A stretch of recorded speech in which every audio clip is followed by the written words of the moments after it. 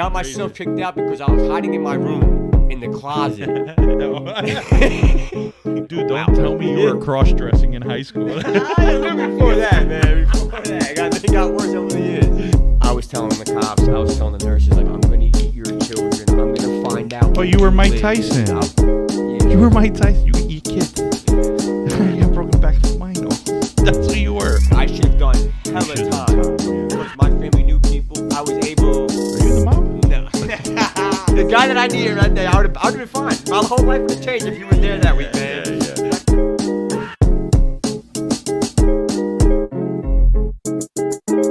Alright, everybody, welcome back. It's been a little bit of a time away from the podcast for me, but I'm back. This is your somewhat still fat, still thick, I'm still ugly, and I'm still bald. And it's your host of the Chill Wit Phil Podcast. And Nick, hold on. Well, let me introduce my guest for this episode 7. Like I told you guys before, I was kind of going through some shit mentally, physically, and if there's one person that can relate to it, it's my guy Nick here, who I've had the pleasure of working with. I met him at work back when I started I started with CSX 2013. Yeah. And I think towards the end of the year, I started March, and towards the end of the year, I went to Kearney. Yeah, because you had a different I rail yard. transferred. Yeah, I transferred. I was in Little Ferry, and you were in South Kearney. Yeah, because I started in November 21st of 2011, and you weren't there yet. Damn, you were there 2 years before me. Yeah. That's insane. All right, so yeah, this is an old coworker of mine. Somebody I was close with over there. We got, like, you were honestly one of the first few coworkers that I've had since I've worked that I was actually close to. Like, and not that we were necessarily close, but We clicked. Yes. You know what I'm saying? We were young. We had the beards. We had the beard. Yeah. What was your name? It was the bearded night crew. It was something. It was me, you, and that other kid that we worked with who had a beard. Was it Carlos? It wasn't Carlos. Tall white dude. He had full sleeves, full tattoo sleeves. He left. He went to another. I think he went to another oil company or something like that. But it was us three. But and, we played the pool. Remember, you had your. I was just telling her the other day, like, you have your cubicle on that side. I have my cubicle at it, yo. Hey, except the pool game. Oh man, that's great. But yeah, man, this is somebody I worked with, and I worked with him for a bit. I was able to meet his lady at the time, and no disrespect to you, but it was his lady at the time. I met your daughter, beautiful little girl, and we bonded through sports. Really, it was sports. Really, was what got us together. Miami. We hated LeBron, and I was a Pacer fan. Yeah, and every time I was telling her also, like, every time they made it in the playoffs, it was every year, somewhere at the end, they would play each other. And we had to watch it together. But this is somebody that I from far away. I've watched his growth. I've watched, and not that I asked about it, but I watched, him fall. You know what I'm saying? I've watched him fall, and now I'm seeing him come up, and it's an amazing fucking story, which is why I said, you know what? This is the perfect time for me to have you on. And everybody, let me introduce you to my guy, my brother Nick. What's up? Thank you. Of course, bro. Thank you for having me, man. I appreciate it. For doing episode 7. So let's get into it. All right. So the reason why I reached out to you and I asked you is because I was selling T-shirts, and you bought 2 of them. Thank you very much for that. Of course. And, we got to talking. We did. So we got to talking, and like we left off. We never lost touch or nothing, and it had been a while since I spoken to you.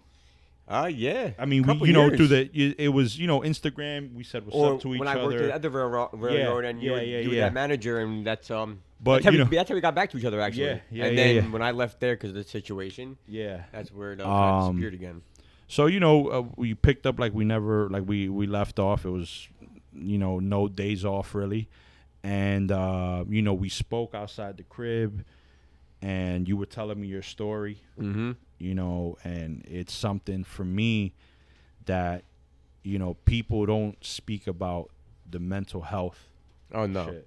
You know what I'm saying? And like now it's being spoken about. Yeah. And it's a great thing because, I'm sure you grew up. You're what? I just turned 30 in April. You're 30. Okay, goddamn, you're 30. I'm 35. It's not much of a difference, but back then growing up, we grew up with the mentality of, you keep it pushing. You hold everything. You're a man. You hold everything in. Yeah, you're a man. And you know what I'm saying? There's flaws in that. There is because it's like you said, when you're a man, you hold everything in. You're afraid to ask for help, or you're supposed to be the house of the man of the house. Have all the responsibilities, take care of the family, and then we do good. We hold it in good. Yeah. We hide it good until we actually do break down. And that's when it hits the fan. So I was at the point in my life where it actually affected me. Okay. Right? So it wasn't even much a big effect to where I was depressed, I was down, but it threw my body off. Like my body wasn't 100% there. Oh yeah, you know what I'm saying? So, and then I think about like mine. I feel like mine is so minute to what other people go through, like your story. Okay. So I want to get into your story and where it began, how it began, and where you're at now. All right. You know what I'm saying? So let's talk about it. Your teenage years. Teenage years, I was, let's say high school? Yeah. I was starting goalie for the varsity hockey team. I was a jock. You guys had a hockey team in Bayonne? Yeah, they were good. When I got into high school, 2000. Get the fuck out of here! No way. 2005 is when I got into high school. Wow, 2005 is when I got into high school, and that year was pretty much the last year that program, because they were in programs with St. Peter's Prep, Hudson Catholic. They were going for state titles and all that. Holy so shit, when I got in my freshman year, like I played. The only reason why I went to Bayonne was because my cousin played, and I was able to play with my cousin for a year, who was a senior, and he came from St. Peter's Prep. So like, hey, you don't play with your cousin, high school. That's great. Yeah, so I got a chance to do that, and then like I was, like I said, I was jock, but I was smart. Right. Went to school, did my classes, everything.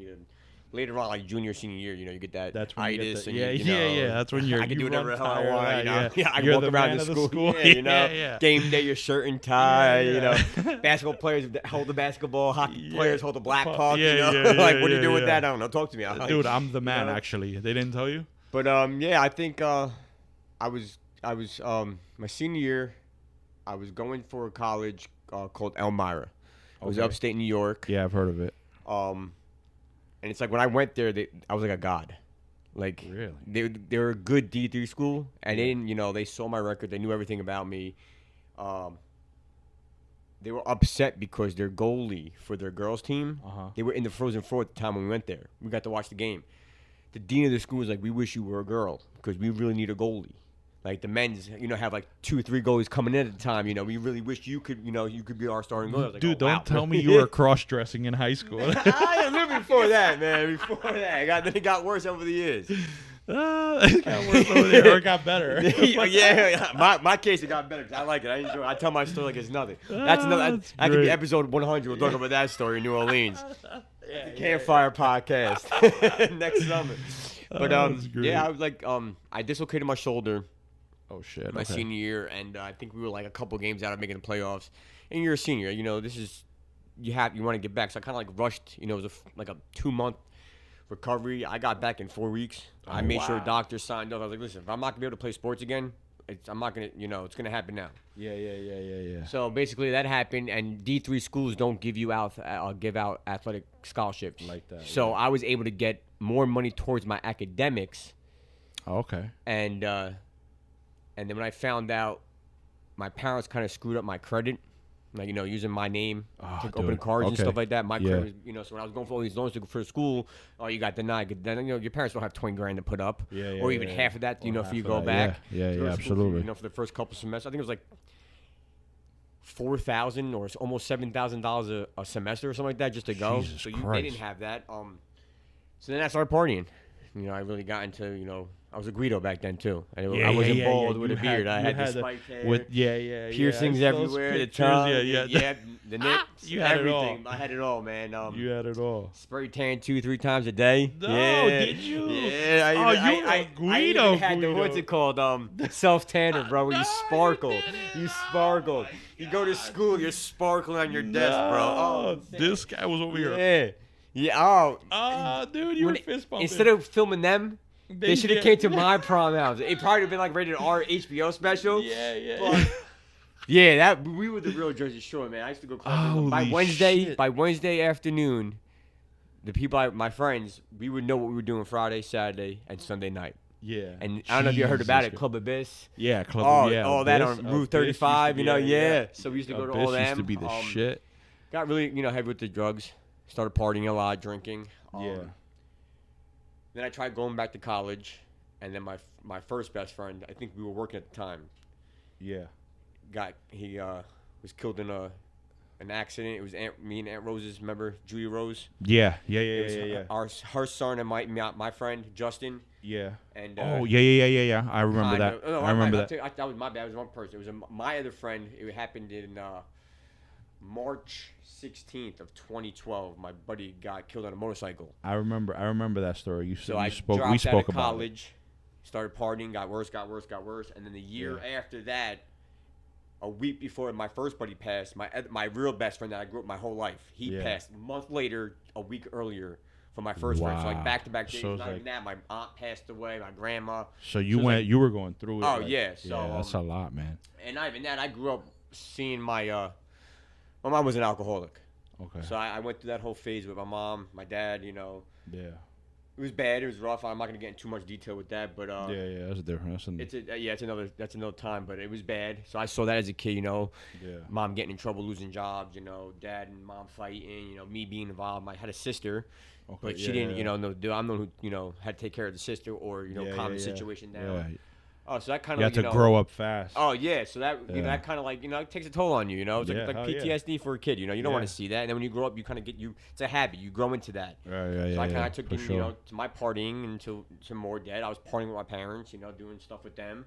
Yeah. And then I think I was working with CSX. I was going for the conductor's job. Yeah. I was, they didn't drug test you at the job when you first get hired. So I was on the weekends. I was partying. I was coming crazy. I was smoking weed to come to work, and I was doing all that. And I worked night shift. I was gonna, go do your yard check, and you're in the back sleeping. Yeah, but night shifts, when they hire you for the night shift, just know you're a misfit. Yeah, you're the misfits. Come in, or when can we have you come in for a double, type stuff. So night shifts are for misfits. So my thing was I'm having a kid. Right. I was like 21, going on 22. Mm-hmm. I was like, okay, 22-year-old making a $100,000 job with a kid on the way. It's a perfect way, but it's time to stop with the shit. Yeah. Came to it, I had to spend all this type of money on, cleaning supplies for your body and hair and stuff. So that was a big debacle. And when you were there, you were with after you left CSX. Now you left CSX because you were going to become a conductor, or was No, I was supposed to work with CSX to become a conductor. I went. Right. You know how you have transportation. Clerk? When you go into another department, if in-house, even though we were working there, there was no randoms, there was no nothing. As long as you didn't get in trouble or fall asleep at the wheel or whatever the case may be, you were fine. Yeah. When you go into another department, they, for something like that, you still have to follow the rules of, hair sample, all that. All the drug tests. So I passed the urine, everything. My first hair sample came back positive, negative. Okay. But I think they said that they opened the seal. The seal was open when they received it. Okay. I think I watched the lady close it. I think it was just because I had so much product in my hair. Yeah. It kind of threw it off. They couldn't say, so we have to give you another one. Yeah. So I went for another one, and next thing you know, a couple weeks went by, and I didn't hear nothing. Going to work, and the boss at the time, Anthony, I don't know if you remember him. No, I never got to meet him. He was come up to my office and basically kind of like this never happened to me. This is my first real job with the railroad. You know, just my It's foot's in big. the door. Yeah, And big. basically he was like, you can either sign this paper that says that you are like guilty and you're willing to follow the rules of what the next steps are of you getting the help that you need, or you want to basically go to trial with the union rep. Yeah. Union rep was on vacation at the time. Yeah. You know So who you know who that rep was? fucking Yeah, that he was a bum. bum. But That was a drunken fucking- alcohol Irishman, man. Out of That was all it. guys, He was- right? Out of he all broke- guys. The guy that I needed right there, I would have been fine. My whole life would have changed if he was there that week, man. Yeah. I could have played it off because I was always a schemer, so I knew how to scheme my way out of Out shit. of all guys, that guy being the one. Huh? So basically, that manager on duty that time kind of like forced me to sign the guilty, plea. Yeah. So then I had to go to Yeah. rehab. So things just went downhill. But did they ever tell you what you popped for? Yeah, they did. They took my shit, beard. okay. My beard. Really? The first time they took my beard, they didn't take enough. The second time they went down to the skin. Like like there was chunks in my beard. Like I had to shave the whole thing. I was pissed. Yes. No. Yeah, like not even that was like I didn't think that $800 worth of product in my beard, but like you went down to, like you could have shaved me also with a blade, bro. Like, that's how far they went down. Like Jesus really? Christ. So they said that, and with the beard here, this is what I was told by the person that does the ones that help you out and send you to these rehabs and stuff like that. He was like, each part of the hair on your body gives back. If you take a hair sample, it goes back like to the month or like the week, 30 days, 30 days back, and then it narrows it down to like a time frame. It doesn't know when. Really? Oh, the shit, beard. This okay. is what I was told. The beard hair goes back 5 years.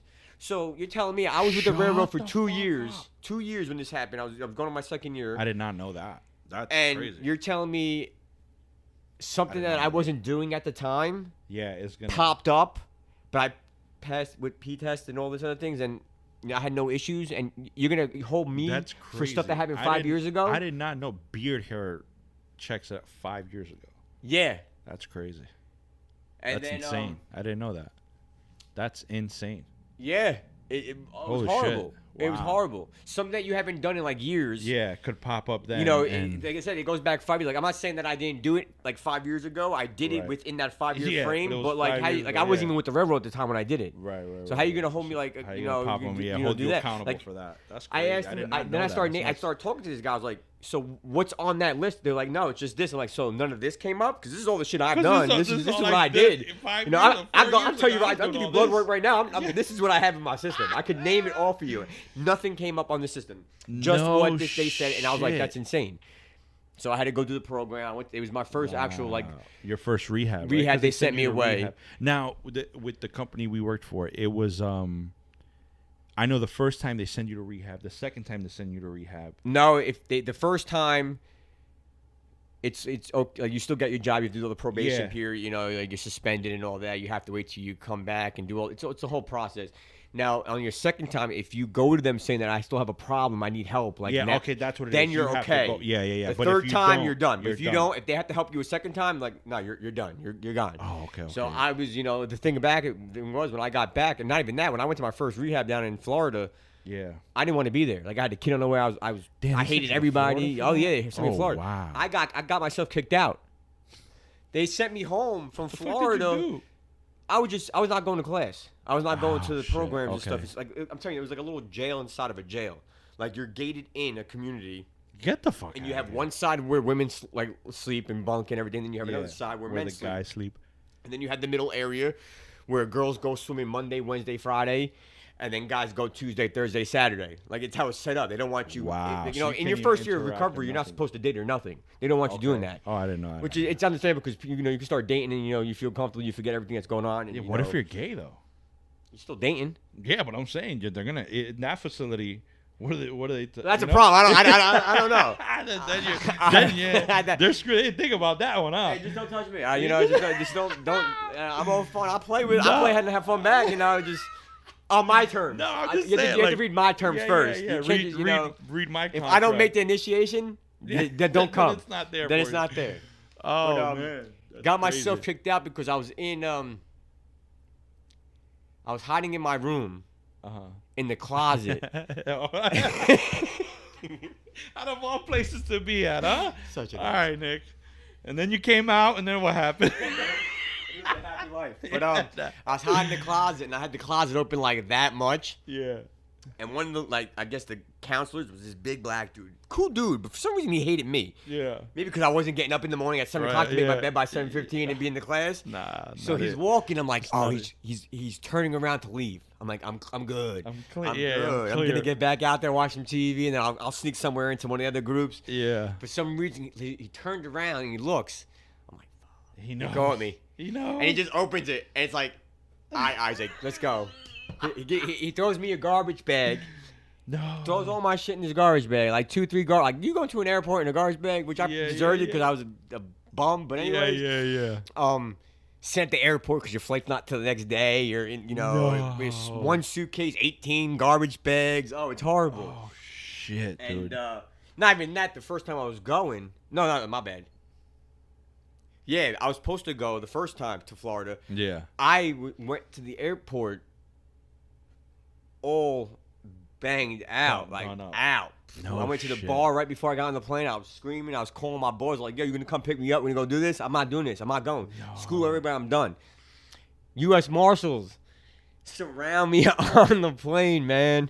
Surround. Like, no, I'm on the plane right here. It's a lady here and it's some guy here. I'm just cursing. I'm not giving it. Wait, hold on. You're on the plane. I'm on the plane getting ready to go to rehab. Oh, my God. You were going to be a highlight reel. Oh, bro. World star. But Get the fuck out of here. Yeah, they brought me off, and then that guilt came in, like, I'm not getting in trouble with the U.S. Marshals. That's a line you don't want to cross. I'm a cute white boy. I'm a Guido. I'm not getting in trouble with this. No, hell no. So Holy shit. I started saying I'm all fucked up. I'm on drugs. I'm supposed to be going to rehab, but I'm not. I don't know what's going on. My head's all over the place. So they basically calmed me down. I got my ride. Left. Basically, was found. Like, I had cops looking for me. The ambulance. Basically, I got picked up. I was at some house. I was at that house probably before I went to my rehab for like 2 months. Well, I had a kid and everything. I was never home. Like, I was saying I was working extra. Yeah. I was too busy. I was running. I was doing my thing, and So your lady at the time didn't know you were out there. I told her I was working. And Like, you know were how just running you only can do 16 hours. I was telling her I was doing like 15, 18 hours, and then I was coming home and going right back in. Like, with us at the time, you had to have your 8 off before you come back in. 8 off. Yeah. So Damn. they didn't know that, and I just kept going, partying, running, all this stupid stuff. Not even going to work. I was going to work. Oh, but you. But then when I lost the job because I had to go to rehab, I didn't say nothing. I would just act like I was going to work, but I was really just going out and just blowing everything I had, every savings, every stock I had, everything I had from the company. I was just blowing it. Wow. Literally blowing it. Yeah. Literally. Blowing it. Yep. Yeah, bad, bro. It was that bad. And holy shit. I kind of ran out of money, and then I didn't really run out of money, but I went to something cheaper, and I was getting like from Molly 25 for a gram, bro. But I was just running through that also, and then I all caught up. Yeah. Went to rehab, and like I said, the first time that first day I was supposed to go, the marshals happened. Right. And then I went home, and then when I left, I got picked up later on the night on the ambulance. They brought me to the hospital. I was cursing at the nurses, man. I was saying shit that you don't even want to hear. It was Jesus bad. Christ, dude. And next thing you know, they put a needle. I'm talking about a needle this big, bro, in my leg. I wake up. I'm shackled to this bed. No. I have a catheter in me. Christ. I can't do That's nothing. brutal. I can't move. Left the hospital. I got beat up by my family. You get beat. Like, man. On the way. Bam, all this stuff. Wow. Can't even stand in the shower because you got like a bruise like this big on your leg. From the needle. Yeah. And then I went to the next I went to actual rehab in Florida. I was like, I'm gonna do this, and then I started getting that shit in my head, like the mental part. Like, I don't have a problem. I know I can stop. I just like to have fun on the weekends. Right. Not really. I was just lying to myself. So I was doing it every day, and basically got myself kicked out. They sent me home. No, this is the first time. The first time. Okay. I started off with the marshals. Never made it on the plane. They booked me a flight the next day after I got out of the hospital to go to Florida. Got to Florida. I'm gonna say maybe 2.5 weeks in, I got myself kicked out. Got sent home that day. That day, I was already hooked up with another rehab in Orange County, California, one of the richest states. Yeah, one of the in the world. Richest counties in the United States. Yeah. It's California. Jesus Christ, And dude.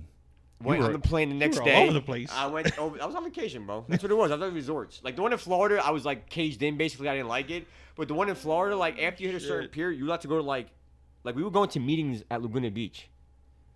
You know, like fuck? Laguna Beach. Laguna like there was a TV show we were watching. We were good kids. Don't let me now I'm going there to do rehab stuff. Like, yeah, good job. That show taught me real good stuff. Oh man. And when they were drinking their martinis at the age of 16 on Laguna Beach. Yeah. And oh man. Yeah, so I went there, and then that was my second. But I did a couple other things like therapist, here and there, and everything. Yeah.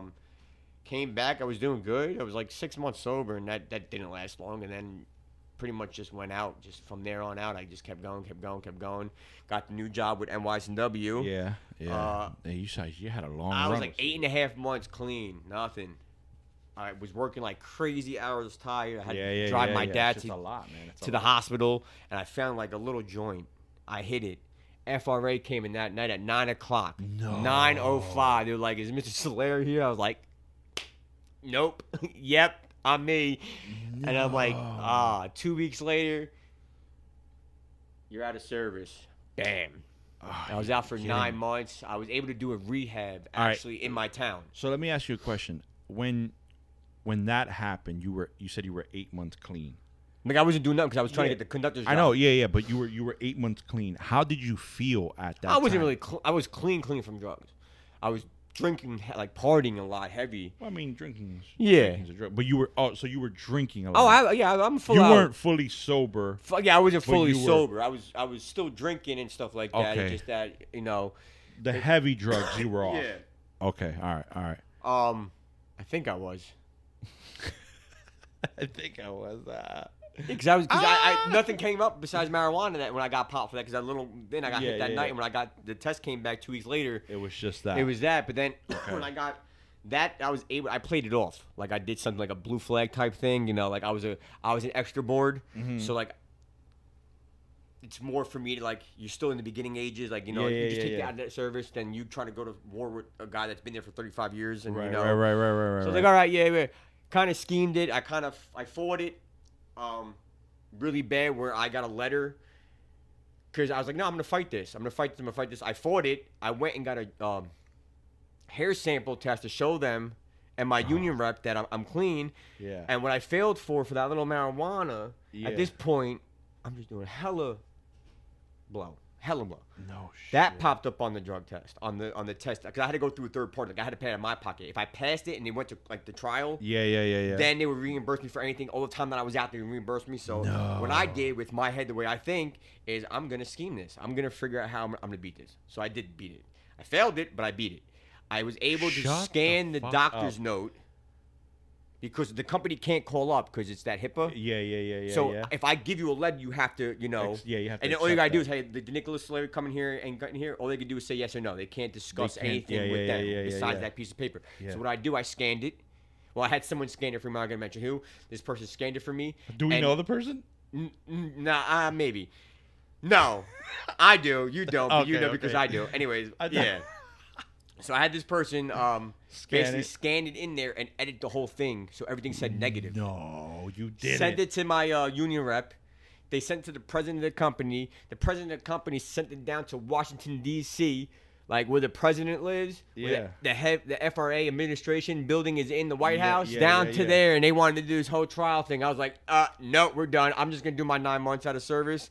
Because if that went down, then they found out that you scanned. That's jail. Bro, that's federal prison. Yeah, it's prison. Yeah, that's bad. That's fed. So I was like, nah, I'll just take my 9 months. That. So with that 9 months, I was collecting unemployment, which I was making bank off unemployment, and plus I was doing side jobs with cabs in the town. So I was killing it. Banking. Partying. I came in the place that I had the rehab at in my town. I was going, I think, twice a week. Like a Monday, I think it was Monday, Wednesday, and Friday. Yeah. And on Thursdays, I would go in for a P test. So that means Thursday I go in. But once I'm done Thursday, I have Friday, Saturday, Sunday. Yeah. Monday's my latest because the cocaine comes out 2 or 3 days if you drink a lot of water, depending on how your body fat is. So I had this whole plan down to the T. Bam, bam, bam. When I went in for a P test, I was clean. There were some times where I wasn't sure. So I had, family, my kids, to do it. They didn't know. No shit. They didn't know. I'd have them do it in a bottle, and I would go and, I schemed through that. and everything, which is So bad. you went through, to say the least, you went through a whole a fucking. You went up mountains to Just to make sure to go back to slide down the snowpath. Yeah, that's it, to go back to work. And holy shit. And then I came back to work, and once I got back to work, I was going to school to become a trainee for engineer, for my engineer's license. Yeah. And when you're in training, what I was told is that they don't really drug test you in training because you're in your class. They might hit you back, like the FRA. They don't do that during the training. That's what I was told. So my mind was like, I'm gonna party. Oh, I'm good. So I was partying, doing hella blow still. And what year is this? This was 2018. So just 3 years ago. This is after the 2016 is when I started that job. Yeah. I was out for 9 months. I probably worked like 3 full years in the railroad out of 8. It was either out, this, that, and the third, rehabs. And the one rehab I went to, I came home and I had a shoulder surgery, and I was out for a year for that because of the drugs they were giving me. They wanted to monitor to make sure that I was, healing with the shoulder. Yeah. And then I was still doing my recovery. So when I healed with the shoulder, I had to finish more months and weeks at a facility to make sure I didn't like overdose or anything like that. But I schemed all that. Shit is crazy. And then this is a movie. It's really a fucking movie, yo. It's a movie. She's over there like, yeah, dude, it is. Yeah, and then I came back 2018. Like I said, I was doing this. I remember partying on a Saturday. I remember I got a drug test on a Tuesday morning. Bam, hit me at 5 o'clock in the morning. Not even that, I had people on the railroad. Like, that how you so bored? I had an engineer that I was close with that he would let me know that the guy was there, and if I needed something, we had a bottle that we had just for us that I would hand off to him. He would meet me in the parking lot, give it to me. I would go in, pee. Oh, y'all had a whole scheme going. Done. Or I would have the guy that was the guy that was giving me the test. Yeah. I was like, what do you want to do? Or how can we go about this? There was times where I said that, like, my kid got hurt and injured. Can we come back again? Wink, wink, wink. Yeah, elbow. Oh, you have to take it today.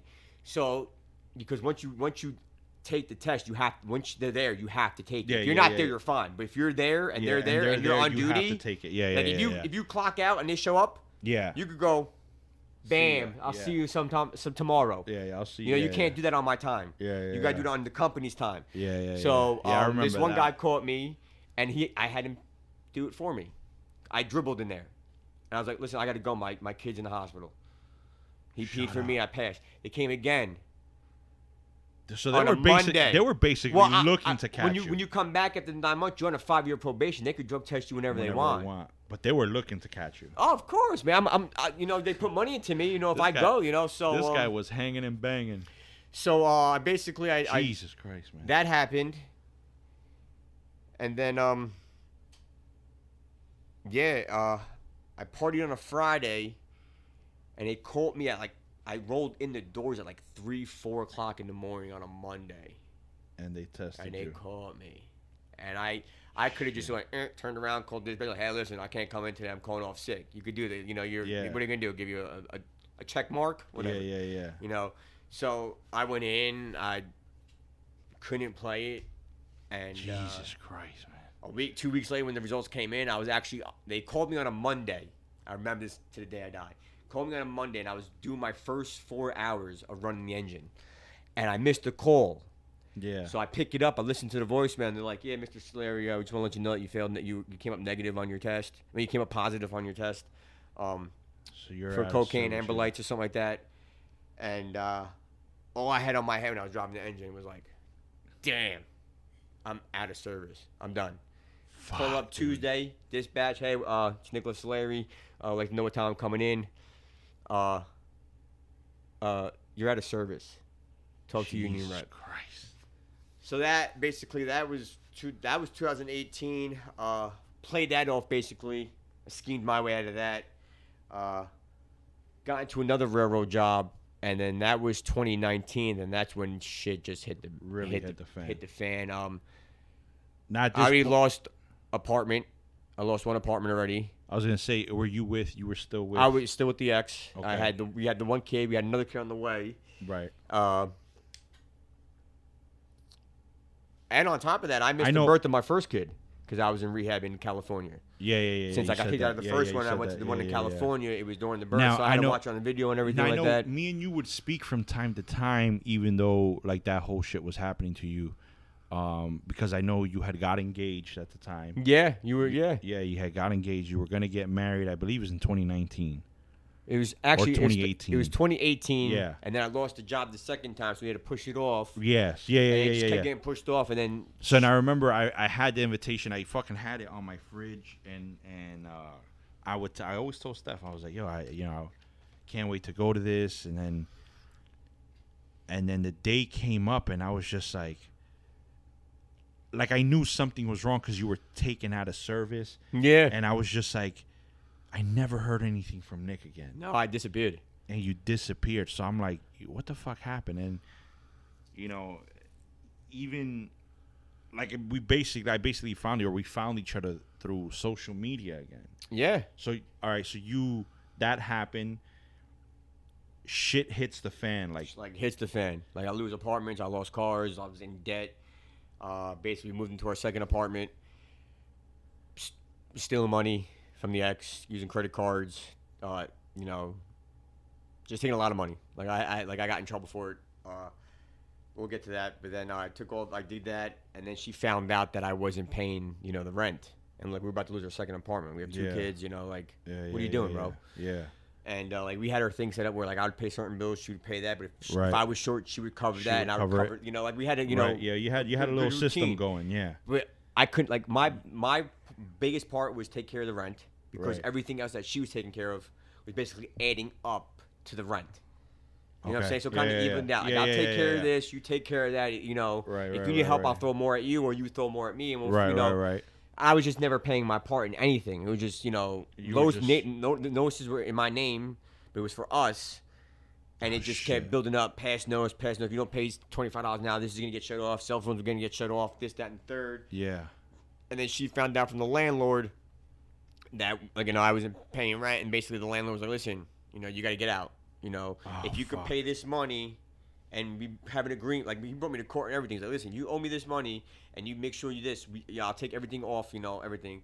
And it came to the point where, I couldn't keep the apartment, so I had to clean it. He's like, listen, if you're out by this date, I think it was September 30th. I think it was September 30th. He's like, if you're out by September 30th, I'll take the lien and everything off from, us going to court. Wow. And I'll take that away. It won't go on your record or nothing like that. I'll just, we're in good standing. It won't affect you. And then basically that happened, and I really bad with the drugs. Got real bad. Like I said, I was stealing, robbing, and then I remember to the day, it was August 19th. August 21st. When was it? August 11th of 21. No. August 11th of 2019. I was just coming off a really bad binge. Yeah. Of PCP, okay. Molly, MDMA. Yeah. And I remember waking up one morning and my apartment's dirty. I had to clean it out because I got, You got evicted. If I don't get it out by this day, they're gonna take it all, and I'm completely have nothing. Yeah. No, I lied. It's August 19th, August 11th, 2019. I'm sorry about that. I was coming off. We were going to a family party. This is after she found out, the ex, that I, wasn't paying more the rent and stuff like that. And, right. She went into an anxiety attack, went to the doctor, got medication, all this crazy shit. Yeah. Kind of fucked her life up there. Yeah. And then we go to a party. I'm not drinking, but I'm still tweaking. I'm still coming down. I'm kind of withdrawing a little bit. So the next thing I do, we went to a family party, start drinking vodka and lemonade. Oof. All day. So we're on the way home now later at night, and I heard a song. Yeah. And that song kind of and she said something, and it freaked me out. Not freaked me out, but damn, I really fucked up this time. Yeah. So in my head, I'm already depressed. I have no money. There's nothing. She knows everything now. There's credit cards in her name. She's missing money and everything. Loans are in her name that are mine. All this shit, everything. Right. I decided to try to jump out the car that we were in on the way home on the turnpike. And it was exit 12. And I jumped out of the car, and how you have the barrier. Yeah. You have the cars going down south this way, South Jersey, then they go north. Yeah. Well, we were on the side. It's that barrier where it's sound protected from the houses on the other side. So I went up to it. I hit the gate, walked out to the middle of the highway, and was probably that close to getting clipped by a truck. A cunt hair. Sorry. No. Sorry. I was gonna say that, but I've been cursing a lot. I wanted to try to keep it somewhat PG. I'm glad you said because it was kind of a content. That's how much my life was almost taken away from. Yeah. No, I mean not to laugh. No, I laugh about it because it sucks. But you have to get the story out there. Addiction's a problem. This shit happens. This shit Mental happens more than we know about. And like I said, that happened. She kind of pulled out in the highway to block me, got me back in the car. Yeah. And I'm telling you, it was, if I went one more step, or even if I made the leg up and the momentum went forward just a little bit, I wouldn't be here today. That's how I'm telling you, that's how close it was. Like I could have kissed the mirror in slow mo. It was so fast, it just went right by me. Like I said, if I sneezed or anything or twitched, I would have been, my face would, my head or whatever would have been off. It would have been dead. Done. Not even that. My kids were in the car. So, and the oldest was facing forward in the back seat. So she saw. She knows. She'll have her tantrums here and there, or like, oh, daddy did bad stuff. This, that, and there. Like they went to therapy. Diapers was involved. I'm talking the whole freaking nine, bro. Everything went to court. Actually, after that night, we got back into Bayonne, New Jersey. Got through the turnpike, the toll. Jumped out. I was like, I'm going to my drug dealer. I don't know if I'm coming home tonight. I think I put on social media that I'm going to kill myself tonight. So people started reaching out. I didn't answer. Didn't give a shit. Like my goal was to be done. Fucking I don't care how I do. You were done. What goes happen? Who's there when they watch it? Who sees it? I'm done. Got out. Got between like Dunkin' Donuts and like 2 blocks from where my drug dealer is in another town. Next thing you know, cops rolled up. Ambulance. I knew the one cop. I was cool with him. We were talking. But like when you're in that mental state, and that your demons, whatever you say, you can even ask my girl now. Like I flip out, and some of the shit that I say, it's just that's how I am. It just comes out. Yeah. And I don't mean it at all. Right. It's like a blackout. It's just something that I have to come back to life. Like, oh shit, did I really say that? Did I do that? Yeah. Like bad. I could hurt people with just the way I say shit. With words. Yeah.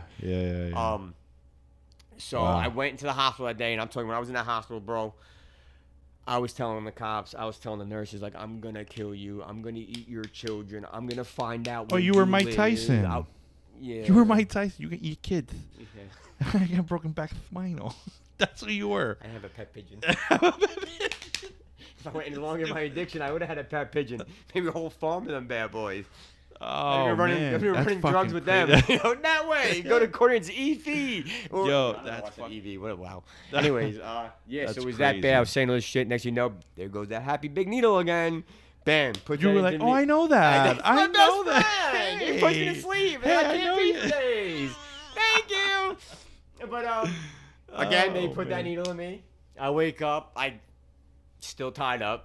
Jesus Christ. Years later, it's not the same year now. It's not a dream. Yeah. It's a whole different year, chained up. And I remember the nurse keeps saying, like, you have to pee for us. I'm like, why? Like, what do you need from me? Like, I have drugs in my system. I'm coming off high. Like, I'm tell you up. what's in there. What's going on here? Like, just where you gotta put me in the white room? I'm ready to go. Like, let's go. So I'm flipping out. Christ, they're like, listen, you can't pee. We got to do it. We have to put you in again. I'm like, I can't go. Like, I just can't go. Like, whatever you're sticking me with is just stopping me from doing whatever. Wow. So I had to do that. Next thing you know, I was in the psych ward for like 3-4 days. Got out, started drinking and smoking. And now your ex at the time, or was she your ex at the time, or yeah, she left that night when I jumped out of the car. Yeah. When I went to the hospital, she was gone. She was already out of the house. She was left. Fuck. Her and the kids were gone. Shit. Yeah. And I didn't. From that August 11th of 2019 was the last time I seen them since till. Just this year, October 30th of 2020 is when I got. You got to at hold 6 them. o'clock. No, at 6 o'clock wow. every day, visual visitations. Every day though. Every day at 6 o'clock. Wow. So from 20 when that happened. 2019 at the end, August 2019 till October 2020. I didn't get to see the kids. Wow, man. And then recently, I just got granted to see the kids every other Sunday for 4 hours, which is huge. That's fucking ginormous. It's been, man. ever since then, it's been amazing. It's now, obviously, when you told her you don't know if you're gonna make it back today, that's the lowest point that you've reached. When they say you hit rock bottom, listen, fuck rock bottom. Rock bottom's nothing. Build that hole and go in that hole and build and bury yourself with the rocks that you hit. Then you know what rock bottom is. I lost money. I lost 2 apartments, cars. I was in so much debt. Like, not even that. I was looking at 1 to 4 years of state prison. Wow. Still am today. But they dropped it down. But you're doing. I'm good. No, you're doing well now. They dropped it down to a misdemeanor, so I could get a job. See, my whole life when I get in trouble. Yeah. I got in trouble. Like, I should have done hella time. But yeah. because my family knew people and, you know, this, that, and the third, I was able... Are you in the mob? No. Are you got mob ties, dog? I don't, but I know who he does. The Don himself. the Don Delicious. But yeah, so So they call me Don Delicious. when you live in a town like Bayonne, it's 3 by 5. Yeah. You It's know, a small everybody town, knows everybody. When you're the fuck yeah. up of the town, you know, and your dad and your whole family is, you know, they're well known. Everybody fucking knows. Yeah. They know that you're gonna do good, but they know that you're in a problem, you know, and drinking and. And I always had anger issues. I always had anger. That's where my mom was an angry alcoholic, you know. Right. And like she would drink and then sleep all day and not do nothing. We would not eat. Like, and her main thing was when it came to holidays, is when she would really fuck up and like go disappearing. Oh wow. I don't mean like disappearing, like not be around. She would be there, but she would not be there. Right. You know, or embarrass us during holidays. But as of right now, she's like coming up on 5 years sobriety. Wow, that's so beautiful. Yeah, she worked at Amazon overnight. She's killing it, and she's man. about to be good 60. For her. So good she's for her, yeah, man. she's doing it. I'm happy to hear that she's doing good also. And then I like I said, I got sober. What about your pops? Oh, they got divorced, but they still live with each other, and they're like, relationship is much better than them being married. Like they help each other. Like they're like roommates basically. My sister still lives there and stuff. That's. Yeah, I mean, it's weird to say, but that's like, amazing. I'm saying, all the stuff that I seen growing up with them, and then it's the relationship that we now. have now. Is he sober also? Oh yeah, I don't here and there. Yeah, he smokes marijuana, but that's not really. And that's more of a he's fucking. permanently disabled. Like. Oh no shit. He'd rather do that than take the medication. He walks around with a suitcase. Yeah, I don't blame him. The medications. Like, breathing nebulizer, like all that, you know. The smoking nebulizer. Not good yeah. But why take pain pills for your back when you could do that? When you can just smoke and have fun. And it's right. if you don't know people or fair enough, you have the money to get the card. Right. Yeah. It's a hard ass process to do. Yeah, it is. You know, you want your kid and your kid. Yeah. Your kidney and a kid to get your card. Like really? You'll give me a gun. Yeah. We won't go there. Yeah. Anyways, All right, so I have Kenny doing a shot. I'm just kidding. It's a little inside joke. So all right. So now, you go through that whole process. You didn't have your kids. As far as work, what were you doing for work? Because obviously now at this point, you've destroyed your reputation with the railroad. I'm pretty. To be honest with you, I really didn't. If you think about it, like I'm good with the people, but if they see me, if they hired me now than they did, you know, they were like they rather me have now. Well, yeah. Then you know, because they don't know the situation. They just know that he was, you know, always going away. They don't know what the real problem was of the whole situation. Right. So like I still talk to Aunt Rose, me and Aunt Rose's mom. Who passed away. Yeah. That's fucked God up bless. Story. But fucked like up you know, I haven't talked to them either. But it's a lifestyle because I have a different life now. I work crazy. Like I went to work this morning. I was up at 3:30. I was at work at 4:25. I left, and I'm going back tonight on the way home for an hour. Wow, an hour. That's it. That's it. That's me now. Crazy. You talked to me 2 years ago when I was in my addiction. I was barely coming in. Yeah. No, but I'm saying like when the whole shit happened, obviously after you recover from that whole hospital incident, you get back, and now you're looking for work. Well, okay. Where did you start working at the company you're at now, or no? I was actually living in Florida. I went to another rehab. Okay. After that whole 3-4 days in the White House, not the White House, in the White House, in the White Room, the White Room in the White House. It's not really white actually. I don't know. The movies be lying it's to you and white. shit. It's not. Yeah, it's like right. It's like a high school, but like for people like me. Yeah. Pretty much, I schemed my way out of there too, because you have to. The only way you're 72 hours. Yeah. But on therapist discretion. If she thinks or him thinks that you are good to go, you're 72 hours. Then you're out. You're out the door. But if they think you're fucking woogie doogie, that's crazy. It don't take 72 hours. Yeah, so like I sweet talk them. I don't have a problem. I just have a bad addiction. Nah. You know what the doctors want to hear. Do you want to take meds? Yeah, I'll take them. Nah. Which you know. Anyways, got out of there. Start drinking, smoking. Basically, smoking was just to calm me down because I had meds, but they weren't. My depression was completely off. It was wild. My mood swings were. No shit. So I reached out to a buddy of mine. I woke up one day. And I looked in the mirror. My face was like melted. I looked greasy. I looked dirty. Yeah. It was disgusting. Yeah. I was like, I lost it. Like, I don't even have kids. Like, what the fuck? Like, I'm looking in the mirror and like my face is like lopsided. It just feels like my face is melting. I'm just coming off everything now. Yeah. Did that, and then that was like August. I'm gonna say August 20th. I woke up. That later on that night, I smoked a joint. It was the last thing I had in the house of drugs. I did that so I could relax, calm down. The 21st, I got up, bam, started hitting the gym. August 21st, 2019 to this day is my sobriety. Your sobriety. So I've been sober for over 2 years. Well, in recovery for over 2 years. Right. Wow. And now you're in a fucking amazing place. Oh yeah, like I said, with the whole thing with the work, my parents were taking care of me. My mother and sister. They were, they were like, listen, just worry about getting your shit together again, getting back on your feet, and we'll go from there. Well, yeah. So I got a nice big check from the railroad, unemployment, nice big fat check. When I got that check, I was working at North Bergen. NYSW. When you go past your yard, you go down there. There's a Chinese food place down there that makes the containers for the Chinese food. Yeah. I was working there. Only white guy in that place with a bunch of Chinese people. Jesus. These guys and girls were flipping these things and making these things, and I'm like, my hands don't go they like that. They don't work like that. This is what you do. Like that's not you guys are good. Yeah, you sitting there talking, putting things together. I'm like, nah. I came in. After I got that check, I was like, I'm done. No. I went in. I was like, the boss called me. He's like, listen, this is not going to work out. Here's $405. You were like, no, I know. I was about to tell you that. Another department, we might think you're good. I'm like, listen, if it's putting these freaking container things together, I'm not doing it. It's 12 hours a day, standing on your feet for a 30-minute lunch break, and I can't even get one roll done. I'm not doing it. Holy shit. It was kind of a working thing. I got the money. I was able to, Christmas was coming around the corner, so I was able to take care of bills for myself. Paid off some of my sister's bills. I bought everybody gifts. I was able to send the kids gifts. Now, all right, so you're going through that whole process. How was the relationship with your ex and your kids? None. There was you don't have no relationship. I had a restraining order. Like I said, I didn't see the kids for over 15 months.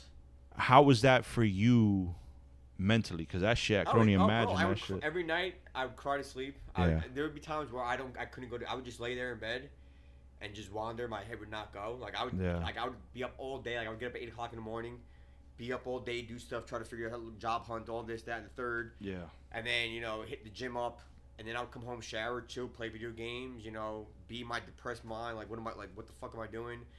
And then I'd be in bed, and then the gym would open up at 3 o'clock. And what'd I do? I would stay up all night and go right back to the gym. Pound the fucking pre-workout and just work out. I was working out 2 or 3 times a day. Wow. Before I was not working, because I had my mom taking care of me.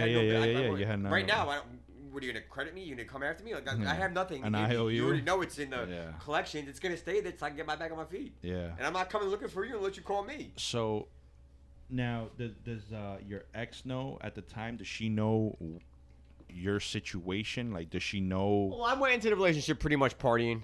Fucked up. No, I'm saying like afterwards. Obviously, it was. Oh no, it was fucked up. I just talk to her now because of the kids. Well, no, obviously, but I'm saying like, once you decided, all right, that's it.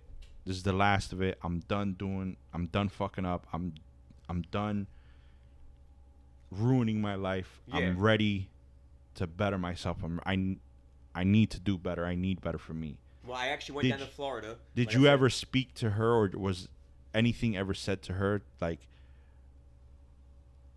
I'm ready to be better or do better? Like to be back together type stuff? No, not back together, but for you, because...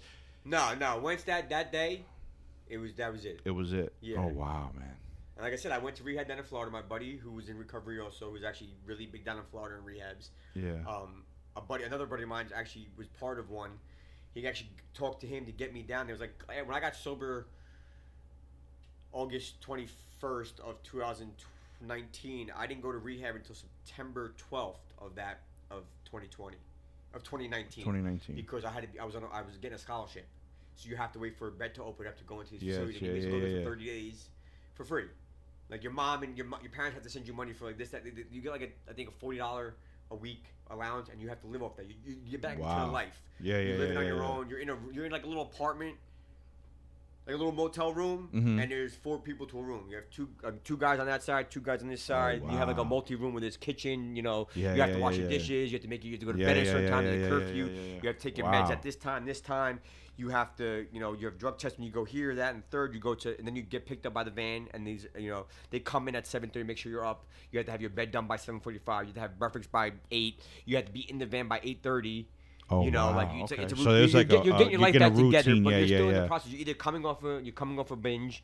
You just got out of detox. Now you said it was a rehab center. It was actually a rehab center down in Florida. So it sounds a lot different from the other stuff. Well, the system works. The recovery works. The 12 steps works. It all works. But you have to put the work in like everything else you do in life. Yeah. You're not gonna get rich if someone's gonna give you a handout. Right. Or Yeah. give you, hey, pay me $100 a month for this formula. But if you don't put the work in, you're not gonna go. You're not getting anything. Take these subs to get big. But if you go to the gym and just sit there for 20 minutes a day and do nothing, you're not gonna get big. Yeah. You still gotta do. You still gotta put the work in. So this time I actually did it. I didn't do it for my kids. I didn't do it for the ex. I didn't do it for a job. I did it for myself. Yeah. It has to start with me. Start Once with me. I change me, I could take care of everybody else around you. So I did that. That was my game plan. I went in there. I was out of there in like 30, 40 days. I got like an extra 2 weeks extension or a month extension, just so I could have it because it looks better for the courts. And I was going back and forth for courts to fight with the kids. Graduated to rehab. I actually moved into a halfway house where I had this job where it was like $14 an hour, and I was cutting like metal for boats and shit like that. It was roughly 14. Yeah. It was an 8-minute drive from where I was staying at my halfway. Okay. But I had to walk every day. I didn't have a vehicle. I had no credit. I had nothing. Like, Shit, credit was like 305. Yeah. As good as my 4 credits in college. Still doing good right now. Better than most. Still doing. Fuck out of here, All right, so now, I'm not LeBron doing, but I don't got that FU money. All right, so now obviously you're good, you're clean, you get out of the program. Your ladies here now. Oh shit! Like after the halfway, when I was in the halfway, they told me the courts like if you ever want to see your kids, you have to be up in Jersey. So after that court date, I drove down with my mother and sister after I was working at that Chinese place. Yeah. Down to Florida, grabbed my shit up in the halfway house. Hung out with a couple friends and guys, and dipped right back up into Jersey. I would say a month later, I found the job that I'm at now, and it was just on Indeed. You know, did what I had to do. I had the big thing with safety, which CSX is great for. Yeah. Safety's a way of life. Yeah, got me the job right away. That's the no railroad. Shit. So I was able to do that, got that, and I was doing that. And the crazy thing was when I was in my rehab, I started looking up things of how to better stuff. Like, what can I do? So I found the thing called the Bearded Villains. What? Okay. Where I'm in now, it's a worldwide brotherhood of guys all around the world that have beards. We come together, like, those people from the military that come out, they're vets, or, people that have problems, mental, drug addiction, whatever the case may be, or firefighters, cops that are retired but want to have that brotherhood still, come together and do charity, family and all that. And I was reading up on that, and then when I got back to Jersey, once I drove back into Jersey and I unpacked the car, I started reaching out to people. What I gotta do to become a beard villain, become a part of the brotherhood, and then my journey started, and then them sites that you're on, you try to find women, it was Match, I was on Match, and then next thing I came across this blue-eyed, beautiful girl, and next thing you know, I'm sitting here today with her right over there. With her eyes beautiful, and, man. And we kicked off. So you guys met on Jewish People Meet that count. Well, I'm not Jewish, and she's not Jewish. If anything, it was the farmer's market. But, she's from Georgia. Oh, are you? Okay. Oh, that's what's up. So we found each other, and we hit it right off. And that's beautiful. She, right off the bat, like, I told her my story, like, this is how I come. Right. You want it or don't. You know, basically. And she badgered, beat down, but I'm back. Yeah. I'm back and polished. But at the time, when we started talking, like, I had my life, like, great. Like, I was getting paid so much money a week for my job. Yeah. And because I was getting my feet back on, I had no rent or nothing like that. Like, I was just paying the debt I was off. Right. And paying my bills, living at home. So 95% of my check, like, if I got a $1,400 check on a Friday morning. Yeah. $1,200 of that was going away. Wow. If I didn't have no bills. $200 was for cigarettes, gas, snacks for work, stuff like no gym if I needed protein. If it was bills, I would pay my bills, and then the other 95 of my check would go away. And then I would just use gas. I was doing that, building credit, paying stuff off. I was living. I had a nice nest egg. So when I found her, we found BV. We both kicked off with BV. She's really? Well, not she's like it started kicking off for me when we really Yeah, before we started actually when we started talking, like is when it like. Oh, We started meeting okay. other brothers. I got into the hopeful room. I think we started talking, and I was just added into like the beginning process of becoming a villain. Oh, okay. And, Wow. So you guys almost started the process together. Yeah, almost. Went to our first meet when it all started, and then that's when Yeah. I became a hopeful. Basically, that's when I became the hopeful of that chapter, and then she found there's these two sisterhoods. One's called the Queens. One's called the Villainettes. Each have a different things they do. Mm-hmm. One just follows the guys that they're either married or boyfriend to that are in the villains, Okay. and the other ones like are the Villainettes or ones that are basically like they do their own thing. They can do their own charity work. They Okay. can, they're like So- a bearded villains, but for women. They But can, for women. they can So the do- bearded yeah. women. They still support their men. So They still support Yeah, their yeah, men, yeah. but that sisterhood is more like they do their own stuff, and then like Yeah. the Queens, they're like the same thing. I have friends that are Queens. We have friends, amazing both groups, but they just Right. it's depending on what you want to do. Right, in right, your right. journey of which group you want to go. Yeah, She didn't yeah, want yeah. to be in it. She didn't have to be in it. Right, It's just but if you want to. yeah, And ever since then, that kicked off. My job's been great. yeah, I got over 2 years in recovery. which is beautiful, Which man. I is- want to which is congratulate amazing. you I got for my that kids because back that's in my dope. life. Congratulations every- on that once- as well. Every That's other dope, week, man. I'm but happy to that's- hear that. That's, appreciate it, it's bro. tough, man. I I got can. that. There's a couple other things right now. I did hit a slope. It wasn't bad. I didn't relapse. I didn't start doing drugs, partying, Right. doing shit like that. Yeah. I was comfortable. I fell Yeah. off what my goal was. Like I said, I was putting that money away. Yeah, I was never going out, even though it was in the middle of COVID. yeah, But I don't give a shit. yeah, I still to this day don't give a shit. I go Yeah. look a pole right now. It's not gonna yeah. stop me from doing. And make anything. out with me Yes. if you if we wanted to. Yeah, we can have our mask on our butts. Whatever you want. So, all right. So the Bearded Villains, obviously, it's a brotherhood.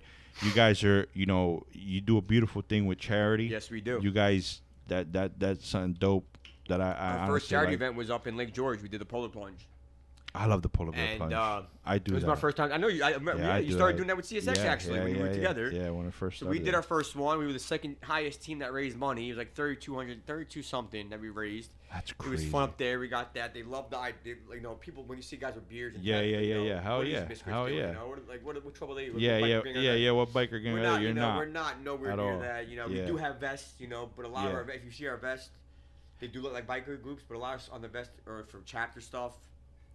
Or you have like your patches. All right. So the patches, obviously, you go through levels. Ranks. You start Right. off as a hopeful, Okay. and then you're in the hopeful room. Which it's a chat app. You're in Yeah. there for 90 days, Yeah. or depending on how the chapter what they think if you should Right. if you're 90 days is the max unless you need more. If you need more process, You could walk through. You could walk. you There's need no to- problem. if you need if you need to learn more or you're not to get open. It's Yeah. basically to help you get out of your shell that Out of you're that- in. yeah, And, okay. Me I'm the guys like my one partner, Slab Happy, just met him, and I'm talking about we're ride to die. Like that's Yeah. my brother. Like I Yeah, got yeah, his yeah. six no matter what. Like, we started our own thing, and like it's like I knew this kid my whole life. This guy, and he's older than me. He's like 40. Yeah. And he's And you guys. high 30s, and I'm 30. And you we're- guys met through the Bearded this. Villains. He started the process with me.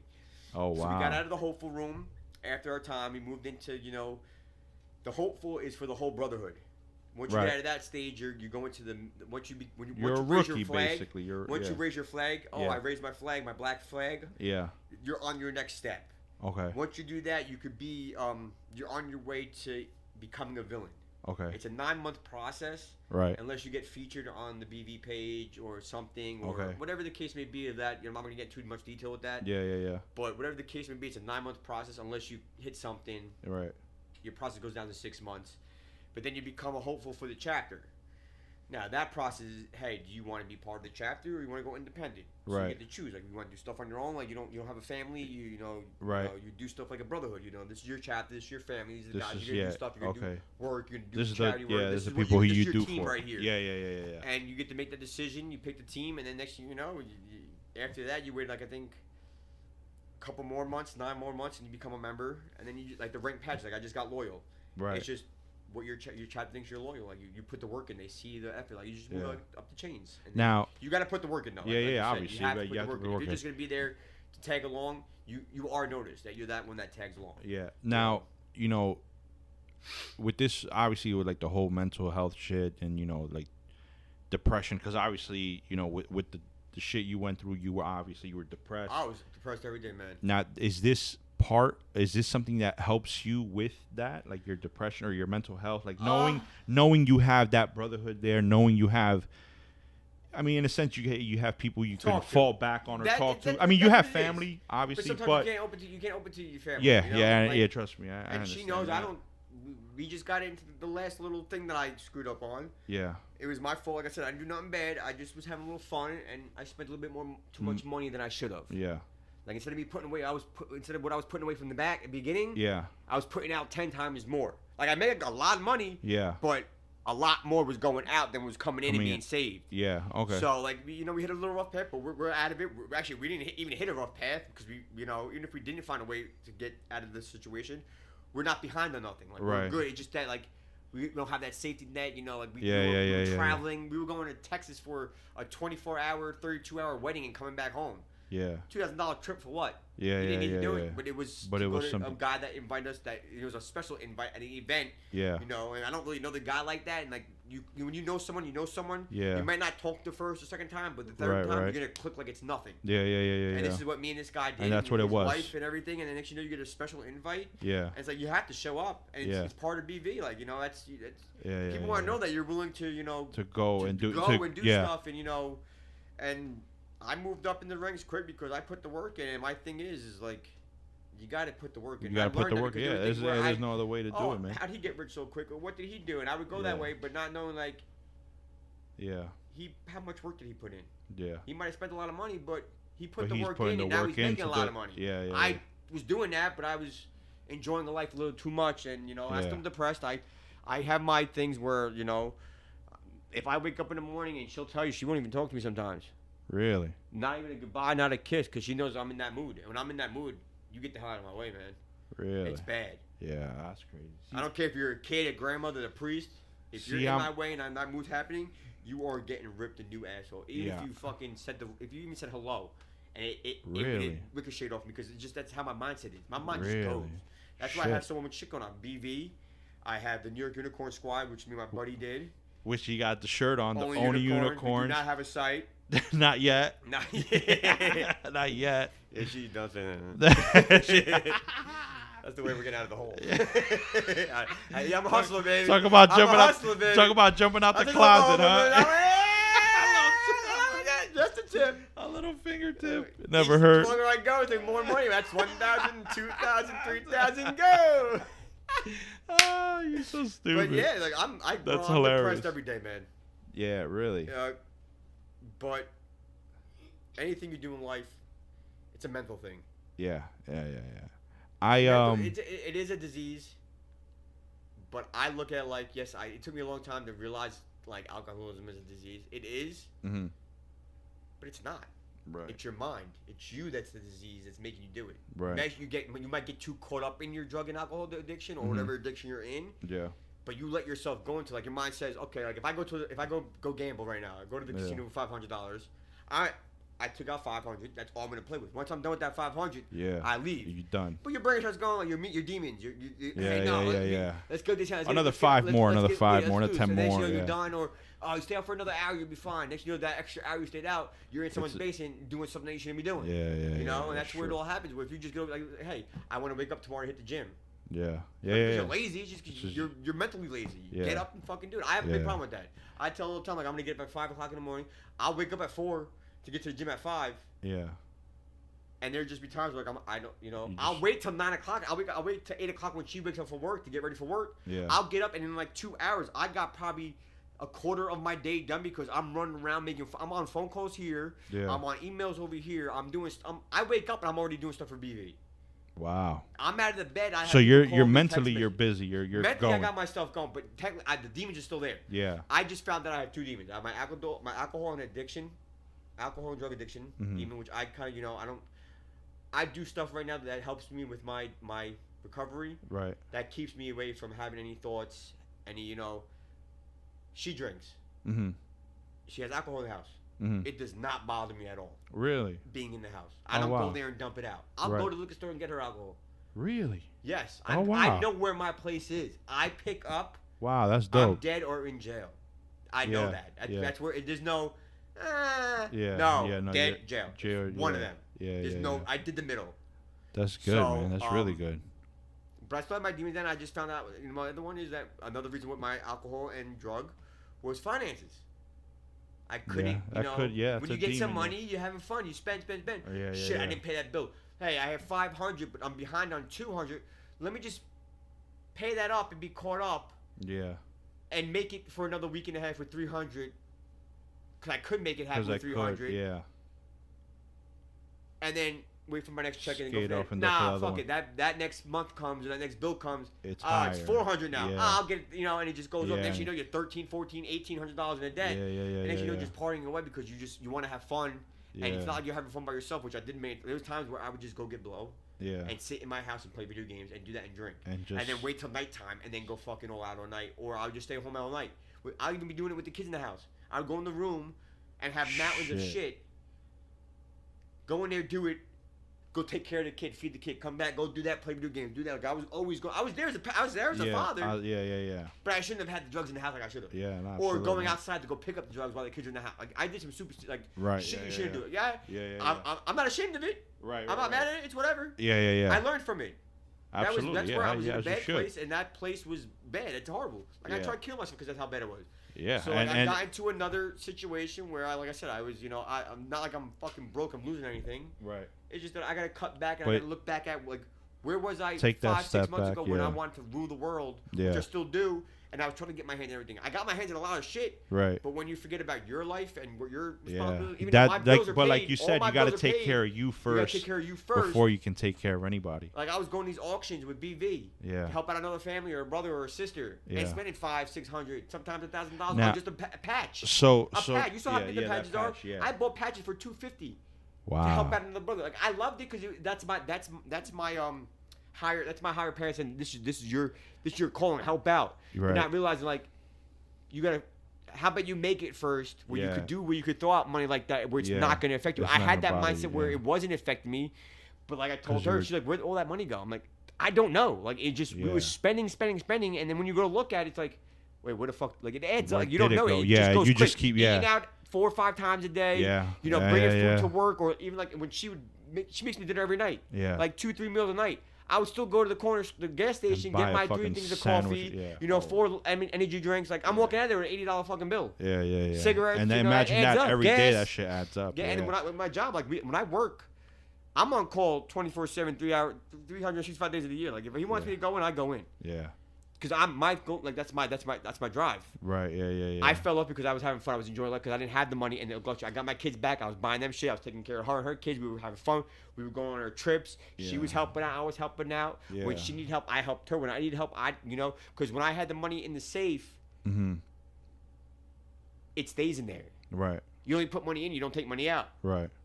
But when we did all these things, I started dipping it down in my pocket. Not letting her know I got the money. Yeah. But I was just blowing. Not like I said, nothing bad. Nothing bad, but it was unnecessary spending that I should have, or getting credit that I shouldn't have gotten. Right. And we fell into a hole, and I started taking all these things out to get us out, and it just put us in a bigger hole. Like I said, my bills are paid. Yeah. All my bills are. The only thing that's late is one thing, and it's not even late because it's still in the month. Yeah. I didn't get into the second month yet, where I have 2 months to pay now. Right. Like I'm only 2 weeks behind on one bill. Yeah. Everything else, she helped me out, but it was the thing that like.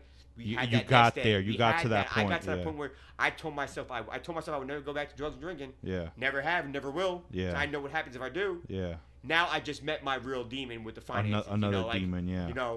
I had bad problems when I was doing my addiction with the finances, but he didn't come out because it was more of the addiction. Yeah. You didn't notice it was there. Maybe it was the finances, and the addiction kind of covered that up to help me, realize what the hell I was doing. Right. Of spending money, stealing money, and, chasing my next high. Yeah. Now I realize, like, I had it. I still have it all. Yeah. It's just that I got to cut down and bring back my safety net to a point where, okay, I got there. Let's maybe add another 10 grand to that. Then we could, throw a little bit more money here. Like I'm good where I'm at now. So you're at the point now, right? So you're, the guys you run with, the bearded villains, you could talk to them and did you let them know, like, all right, guys? Oh yeah, they know. I need to take a month off. I need to back up a little bit. At first, no, I was just dipping. I was just going and I wasn't saying nothing because at them times is when I was going through my court and going through court during COVID. Was a pain. Oh, bro, it was the worst thing in the world. Like, you have court today. You get on court and your judge is like, another month. And then, a little outbreak, someone like farted wrong and got COVID and, another 3 months, like, come on, man. Let's go. Enough's enough. You're on a screen. How are you going to get, I'm not going to cough, and it's not going to go through the particles on the internet. And maybe now with technology, it's not going to touch you in the eye and you get COVID on your eye. No, come on, let's get it over with. Yeah. So that was an 9-month process just to get them, and then getting the paperwork. You have to, right. You go into the courthouse, you just go into the courthouse, you know what room you're going to go to. You go right there, hand in the application, you fill that shit out right there, you hand in, you get a court appearance in a week. You got a court date in 2 weeks. Yeah. When you're online, you don't know where the fucking. You go online, go to the itinerary over here. You click in this name, and like 800 names came up for that one fucking application. Well, which one is it? Because I'm not gonna sit here and go and play phone tag with you on paperwork. Yeah. So that was a big thing, and eventually it broke through. And so now obviously you yourself, you have to take the step back. You have to take care of you. You have to take care of home base, right? Like, are you? Is it easy for you to take that step back? Like, now that you're here, like, obviously, like you said, you dug a little hole. Yeah. When you want to take care of that hole, you want to, throw the dirt back in. It's already being worked out. I know. What I'm saying is, like, with the guys, your brotherhood. I have a couple guys that I'm really close with that I tell them, like, listen, like, I'm gonna have to step back. Not from I still do what I'm doing. I just like, hey, I'm not gonna, Not really, because the brotherhood, you don't really have to spend money. Well, I mean, like you said, you guys were going out, you're doing we were going on trips, like these meets that we go to, they're that's expensive. What I'm saying. Yeah, that's what I'm saying. But like, if you plan it right, like when we were going, we were just throwing money like it was nothing. But that's what I'm saying. But you were doing it, right? Hey, it's $100 a night plus tax for room, so you're looking at like a little over 200. Yeah. You eat maybe do you take twice that, a day, if that, because remember. But I'm saying now for you, do you take that step back and be like, if there's an event happening within the next month, we actually have one coming up next week, that was in the works already. Right. But nothing's coming out of pocket, just gas and travel. That's it. Okay. And like I said, we're coming out of this hole right now. Where hopefully in the next couple days, we're back above ground. We're way above ground. Yeah. I can start building that foundation again, or building back on that foundation. Like the construction site. Yeah. Lost some funding. From the government or the state. But you're back at it. But now I have that option. I finally reached out. Actually, I broke down one day. I cried. She called me. And I couldn't hold it in no more. I was like, listen, I lost it all. It's gone. Wow. Like, I have money saved, but it's like I can't touch the account. To you, it's not. It's not that easy access money that I could just grab out and Right. And safety net that we have. We have safety nets, but it's like savings. It's yeah. 401ks. Like I don't want to touch that. You don't want to touch that. I did that with CSX. Every couple months, I need a hardship loan. Like whatever is in my 401ks, wherever I have left over from Medaware, they're in there. I don't touch them. I don't care how bad I am. I just don't want to do because it's another penalty. Yeah, of and course. I owe taxes this year because of what I did in the beginning of 2020. 2020, where I decided not to pay the taxes, get more back because I wasn't working at the time, and COVID was hitting, so I didn't know if I wanted, I'd rather get the extra $2,000 in my taxes, just in case if I still need to, because I'm still living with my parents, I still got to pay the bills that are coming. I have restitution, I have child support, that shit you have to pay because with me being on probation, like I said, it got a misdemeanor. They'll tag your ass, they'll book if you, I miss a cuff payment you on up, you out. one payment without calling up and telling them what's going on my child support. Restitution was like, it was a lot of money. I have like $5,500 or $5,200 left of that before I'm off. I was off probation in August, but because they dropped me down to a misdemeanor, so I can get a job and get my life back on track. If I, like I said, missed the restitution payment, child support payment, or if I got in trouble again, my misdemeanor would go back to my 1 to 4 years of state prison. Damn. And my restitution, my probation was a year long. It ended in August.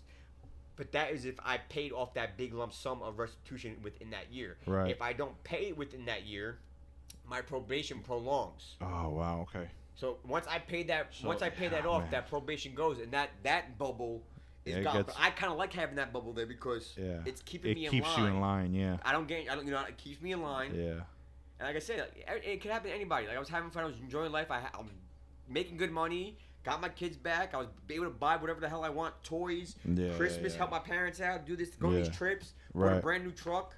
Stuff that hell yeah. You need, but I didn't have. I didn't have that new truck. I had a new car, but hey, for $2,400 you lost because you couldn't pay the restitution. I mean, the registration or anything like that. $70 registration you couldn't pay, and then it was like $600, and the next thing you know, your car's repoed. Like I want the good things and nice things. And now you're there. You're working for it. Step back to go 10 times forward. Yeah, so I'm glad yeah. because we're not happy with the addiction and the drugs. Yeah. I went back underneath ground, and I came back 10 times harder in a 2-year span. And this has only been like 3 months this has been going on. Right. This little thing. Right. Like I said, we're not hurting nowhere. Yeah. We just need a little help to get out of it, to get back on track of what our goals were. Yeah. What our main thing is. Like I keep telling them, we're going to be successful. Right. We're going to be rich. Yeah. And I'm not going to be like a dirty or a scumbag type of rich. It's going to be a rich where I can do whatever the hell I want and give back as much as I want without like shit. I want to be financially free. Right. Without a doubt. I want to be able to do so. Like I want to be able to work my job no matter how rich I get. I'm still going to work my job because I love my company. Right. And I tell my boss who's my age that I'm coming for your seat. And when you're done taking your father's seat, I'm coming for that seat. Yeah. I'm coming for the top. Yeah. Because I like what I do. I love what I do, and I want to move up. It's like so much to learn. You know? Yeah. Hell yeah, absolutely. Plus, I want to do all the other shit I want to do. So I had a recent like my mentality is always high. I'm always positive. I'm always like I'm the one who I'm the rock of the family. You know what I'm saying? Of course, yeah. I'm the rock of the family. So to me, like recently, it was like maybe like a 2.5 week. Don't worry about it. It was I hit a little patch where, so I recently started doing this diet, and I laid off the podcast for a bit because I wanted to work on myself. Like physically, I wasn't happy. Like I watched the episodes and I'm like, God damn, bro, I look fucking huge in these fucking episodes. You know what I'm saying? And I had 2 slip discs, and so I kind of like I was in a funk, but I didn't realize I was in a funk. And you know, I never really put myself first. I would always put the wife, the kids. I'd have them up in front, and you know, whatever you guys need, don't worry about it. I'll do it. I won't sleep.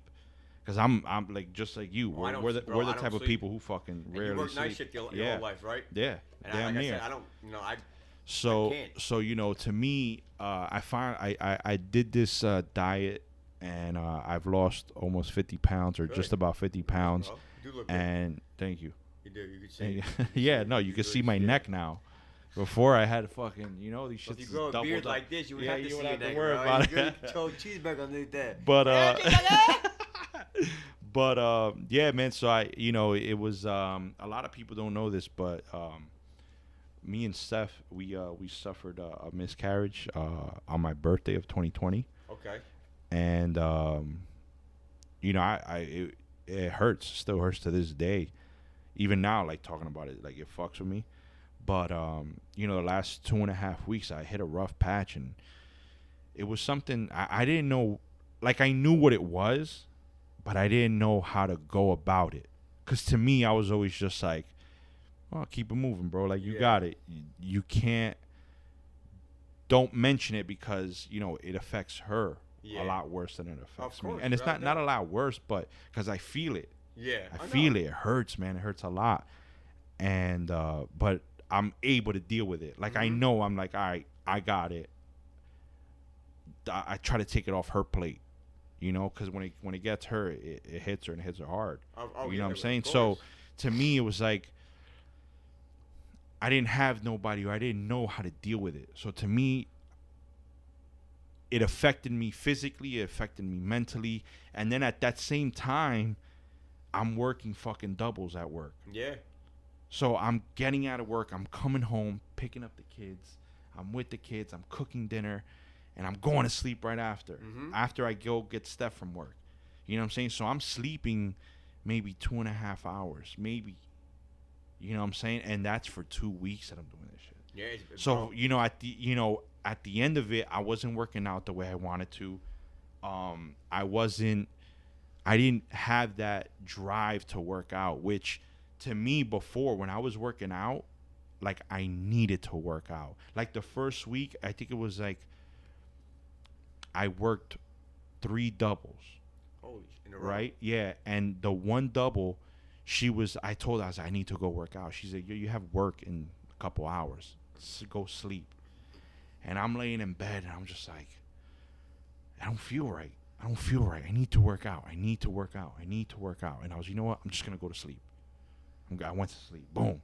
Slept 3 hours. Next dude, get up for work 10:30, go to work, get out of work, and at that point, again, I worked a double, so I got out at 3.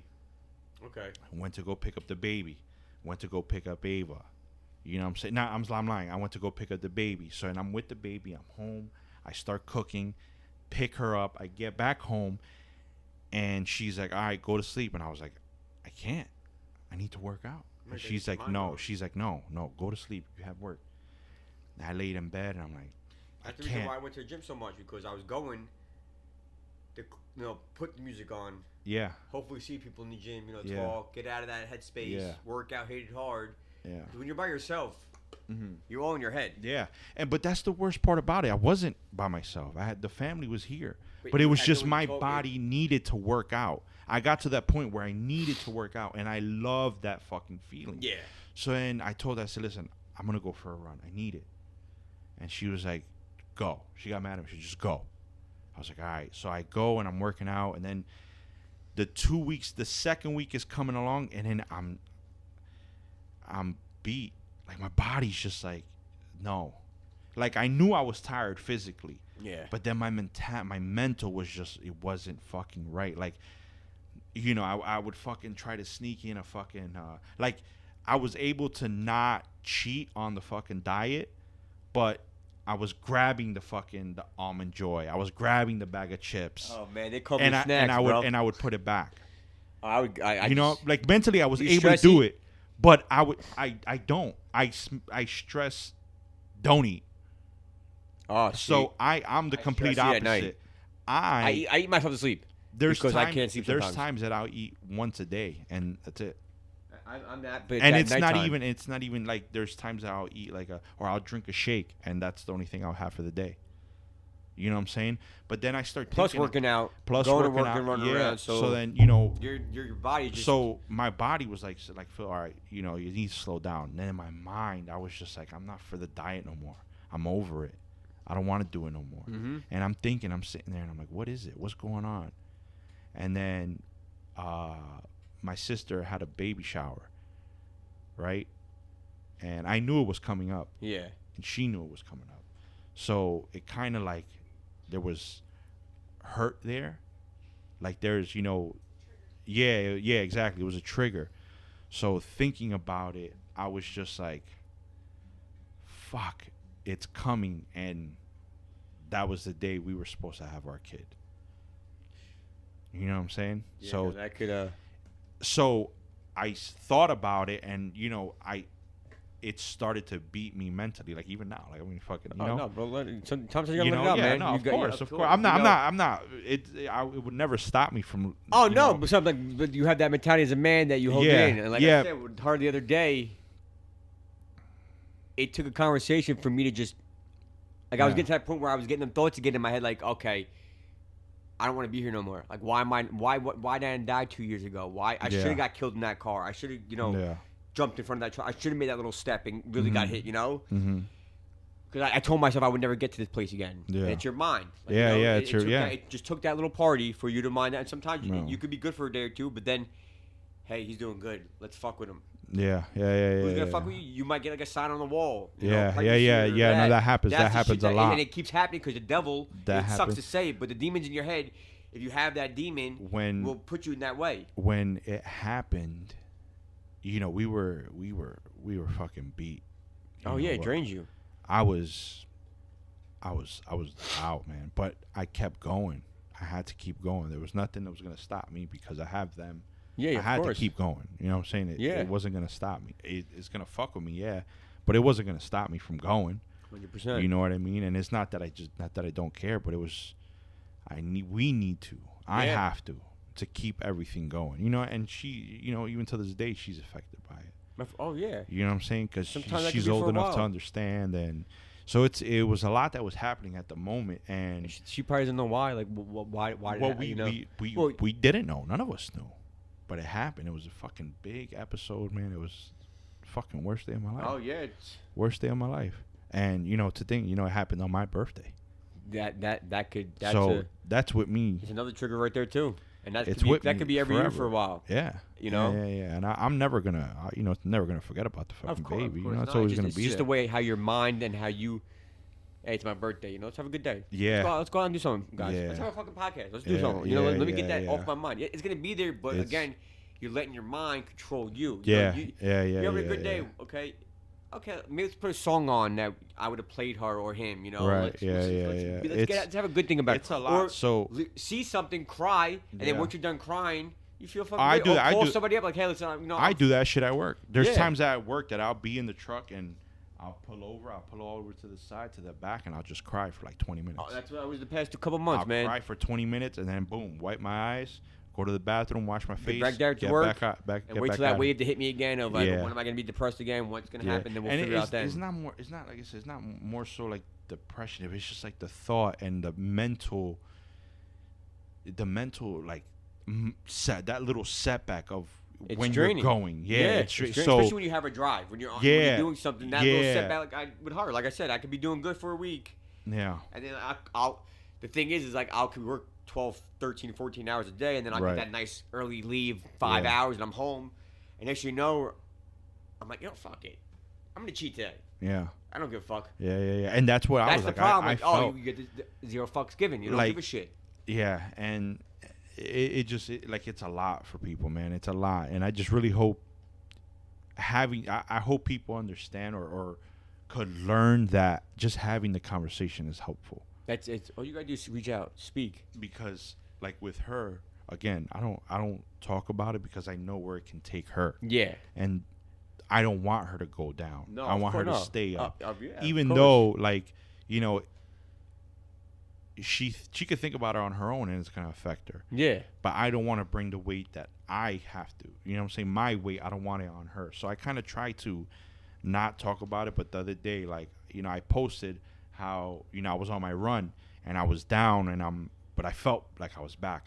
Like right now I feel like I'm back at the whole working out thing. Feels good. I'm back to that. You just gotta keep going. You can't take your foot off, and that's what happened. That's what I did. So she asked me, she's like, besides work, what else is bothering you?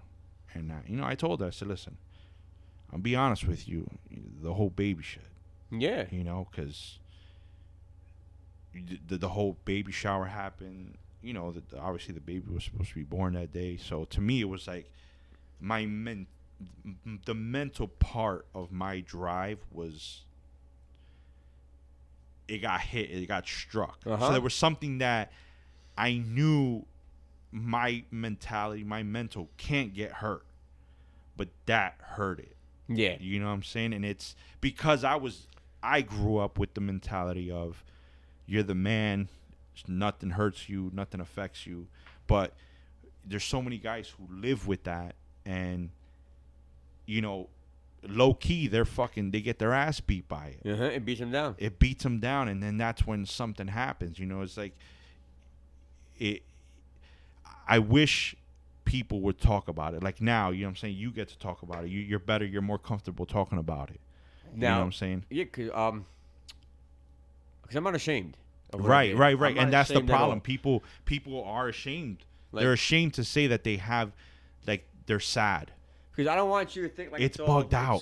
It's all rainbows, and it's not. That's not. It's not all rainbows. And I want to tell my story, and that's why people might think I might come off wrong with the way I talk and curse. But that's how I am, because I don't give a fuck. Because you don't care. I don't care no more what you think. But that's why people I got to the point where I was nothing. I was a bum. I had family members call me shit. Call me that low life. They didn't want me around. They didn't want me nowhere. So me, for instance. Now I have a job that's leaving me $100 check to pay rent for the company. Come on now. And now people want me around. People want me around their kids. Me, for instance, I call myself fucking topless Tommy, fat. Whatever. Oh yeah. But I do it because I was comfortable, bro. I was fucking 380 pounds. That's it. 300. That's not good. It wasn't at all. It's bad as shit. And I was comfortable. So people be like, "Oh, you're fat." I'm like, "Yeah, dude." And yeah, I'm cool with it. But then I like unicorns. I like unicorns. It's cool. But then watching myself on the podcast, I was like, "Shit, I don't look healthy." And then I started to feel it. And I was like, nah, dude. So that's why people were like, yo, what's up? You're not doing the podcast no more. It's not that I'm doing the podcast. It's just I found something that I didn't like, and I know there's a solution to it, and I know I can fix it. So I'm gonna get to it, and Now, I'm gonna fix it. Talking openly, does it help you out a lot? Does it help it out, like help you out at least, ease the pain What? when you talk about it, like somewhat? If you do talk about it. Oh yeah, yeah, like, yeah, help, yeah. It alleviates it. It gives you that little. All right, I'm good. Okay. But it's not. There's not a day goes by that I don't think about it. It could be a split 5-second thought, and I think about the baby. I mean, I have it here.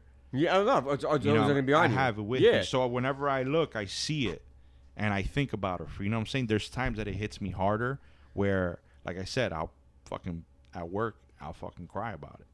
You know, yeah, I just don't like to say it to her because, again, you think maybe it affects if her. you guys talked more about it, would it help both yous in a? Because like I said, you know, I'm not saying you should do it. I'm not therapy, but again, talking, no matter who it is, what it is, it does. Like I'm telling you, I'm the person, and she didn't know me from a bag of shit in the park to nothing. Mm-hmm. You know, and she saw me. She never saw me cry. Yeah, maybe watching like a cry baby movie or something like that, or. Yeah. You know, if you put like Titanic or E.T. on, I would cry. I still cry. Like E.T. going on. Are they gonna make it up that way? Still to this day, I think it could change. For some reason, it's like when you open the fridge when you're hungry. Yeah. You close it. The Snickers should be in there, right? And it's still not hungry, in there. Why well, wait? Go get me my. So she didn't know, and then when she saw me break down, it's like we've been together over a year. Yeah. And I never opened up to her ever. Mm-hmm. You know, I held everything. Mm-hmm. You know, like she knew there was money in the safe. Yeah. She didn't know exactly how much. I was saying this, that, and the third. I had it. Yeah. But then, you know, I'm a man. Yeah. I'm gonna find my way out of this. Yeah. I know how to hustle. Yeah. I'm gonna get back to where we need to go. I know how to. You know, I could go anywhere. To, you know, you want to give me $1? I'm gonna make it 10. Yeah. Trust me. If I have to, it's not gonna be this. It's not gonna be the nicest or good way. It's gonna be a sleazy ass way. But but it's gonna get. That's 10. How us men are. We know how to. You know, if it's our family. Yeah, we'll do. I'm gonna do whatever I'm gonna do. Yeah. So when she saw me actually break down, and I didn't care of telling her that what we were in or the situation we were doing or even speaking about it. It's just that I was ashamed that I let myself get there when I told myself I wouldn't. Yeah. And it's not like I did anything bad. It's just that I enjoyed life a little too much. I just didn't want to hurt her. Right. Even though she wasn't there when she wasn't my girl when it happened, the whole situation, and she's someone new. Yeah. But she knows the whole story from, being around me, my family. From where it is, like when I started going into courts, she was right there. She helped me write letters to the courts. She was like, so when I started really getting to my courts and stuff, like she was the first person I had, and then besides my mom and sister that I lived with and my dad. Yeah. But when she actually saw me break, and that's our biggest thing, like we don't communicate. The only fights that we have is because of me. Yeah, because you don't communicate. Because I don't communicate, or I lose my shit for no apparent reason. Yeah. I don't want to hear it. I think the other day we got into a fucking almost like fucking fist brawl because she was confronting me about the situation and I was running away. Yeah. And it took me a while. Like it took me to break down and cry and us be face to face screaming at each other like, damn, you're right. Like I need to learn. Like you weren't hurting me or you're not upset. Yeah. You just want me to talk. Yeah. And that's her thing also, She could see me. My attitude was changing. It was not just to her, the kids, my parents. Yeah. I almost beat up the fucking gas attendant at a Quick Check. Oh, you're rude. You're rude. All right? You're rude. Man, he's helping. I did circles. I did donuts today because I was at a point where I gave the guy. He was trying to help you get to work. All right? He was mad. As I call him like an idiot, dumb, like it's a job. You have money. It's money. Like it's not like it's fucking 100,000 pennies for $100. Like it's money. I'm sorry, I didn't have my wallet at the time, and it just triggered my brain, my demons, and the way my mental is. And I fucking started saying all this stupid. Like I said, that shit just comes out. I don't think before I speak until you tell me, or like I finally calm down. I come down to my regular Nikki self and realize, oh shit, I said that, I did that, like. So I was going. Did you go back and apologize to the guy? No, I thought of. I'm going to. It was $70 worth of singles I gave him. It was $70 worth of singles I gave this guy. And I cursed out his manager. I was gonna beat both of them the fuck up right there. So my thing is, when I get my money, when I get paid, I'm gonna get them both a $70 gift card. Yes, I'm a dickhead because it's $70 in singles I gave them. Yeah. So me being me, I'm gonna give them a gift card and $70 just because. Ha ha ha! I'm sorry. Yeah. That's me. Like I feel bad. I'm gonna give you the $70 gift card. See, I'm That's I'm not the type of person to lash out. Like if somebody's doing something stupid and they piss me off, then I'll be like, hey, like I'll say it in a smart ass way. Today coming to your house, right? The lady, okay, you have like the four this intersection, yeah, the big one. Yeah. So when you start to turn green, you don't block the intersection, right? Right. This fucking lady and her man pulled up in my lane in the middle, and what I do, I put my bumper almost on his door, and I was beeping. I was like, "You asshole! Like, what are you gonna do? Say something. I'm gonna get out because I want to be somebody.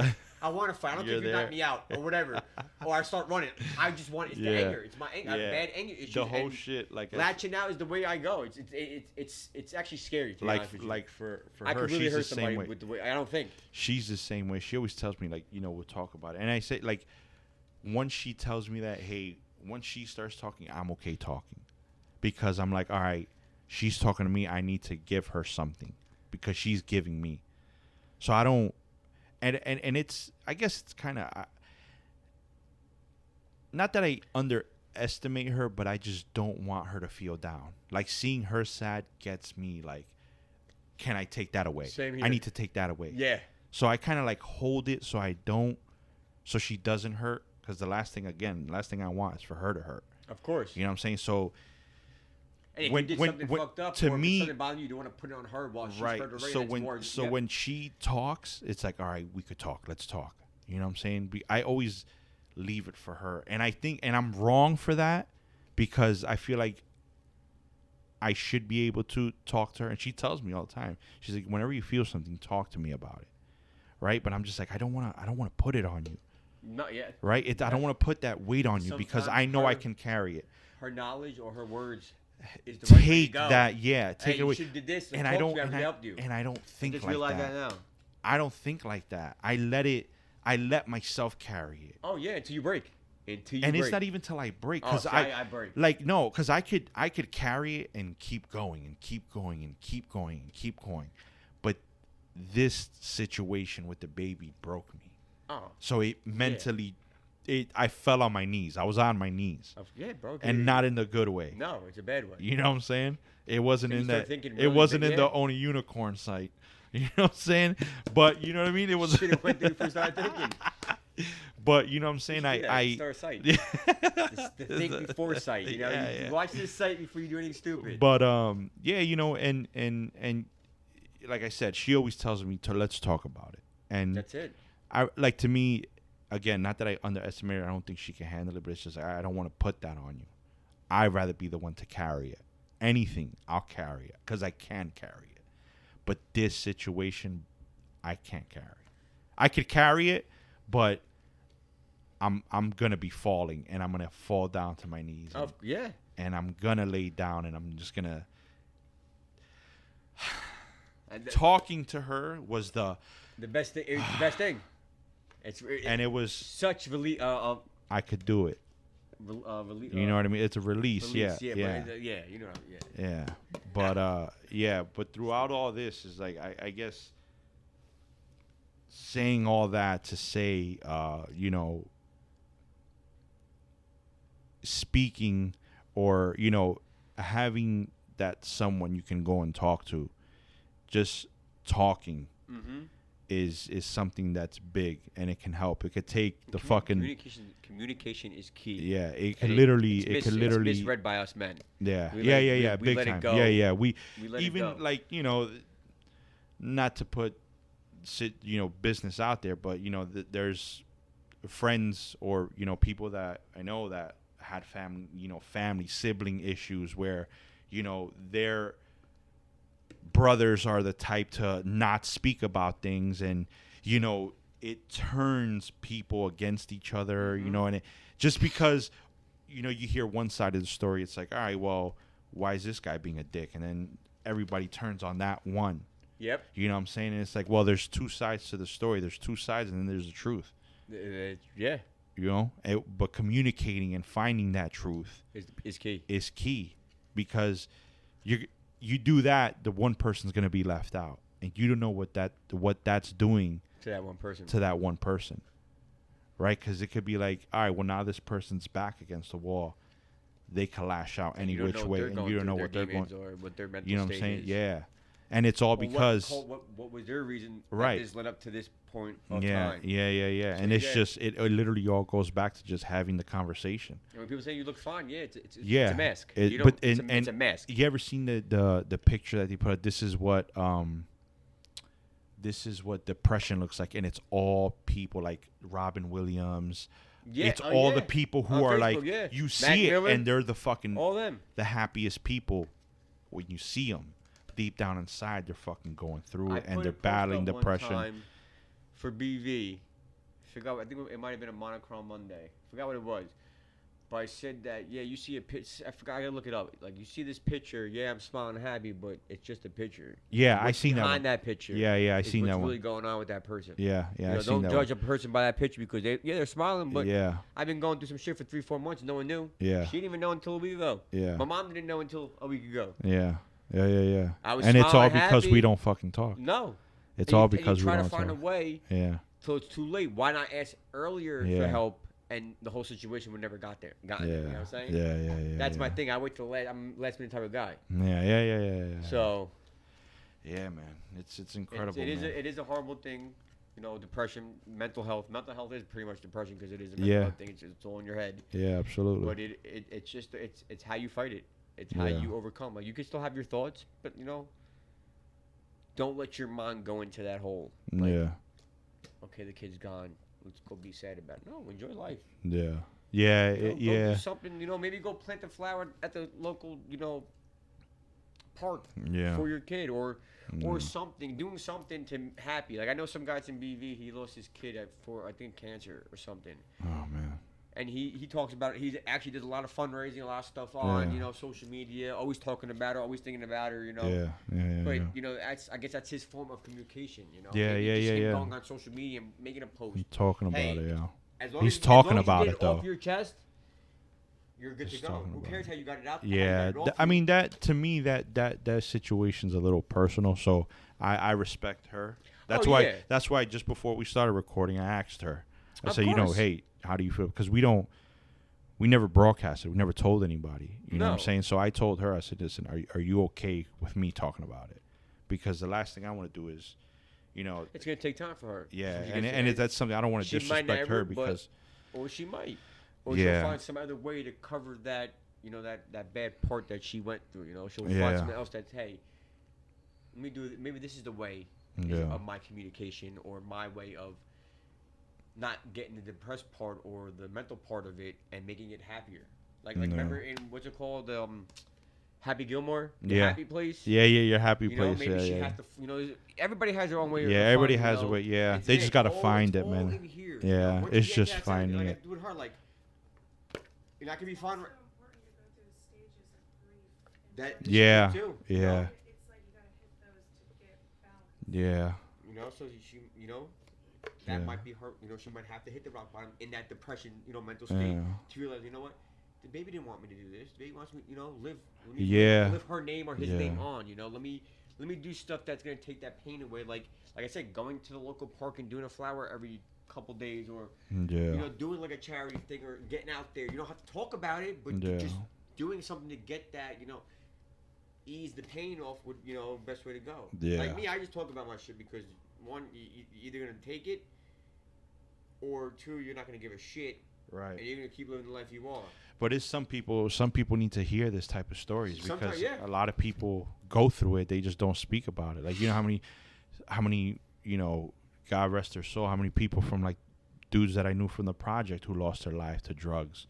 And it's just, it's sad, but you don't know what they're going through because they grew up in the projects. To them, it's like, I gotta be gangsta. I gotta be this person. And then before you know it, you're overdosing. You know what I'm saying? Or you're doing something. You don't want to hear what I mean? Nice and good. Yeah. You want to hear it as it is. Yeah. Like the thing with me, like I went to a bunch of rehabs, and I went to places where they were nice. Like, you needed that fucking smack in the back of the head, you moron. Yeah. Yeah. That's what you learn.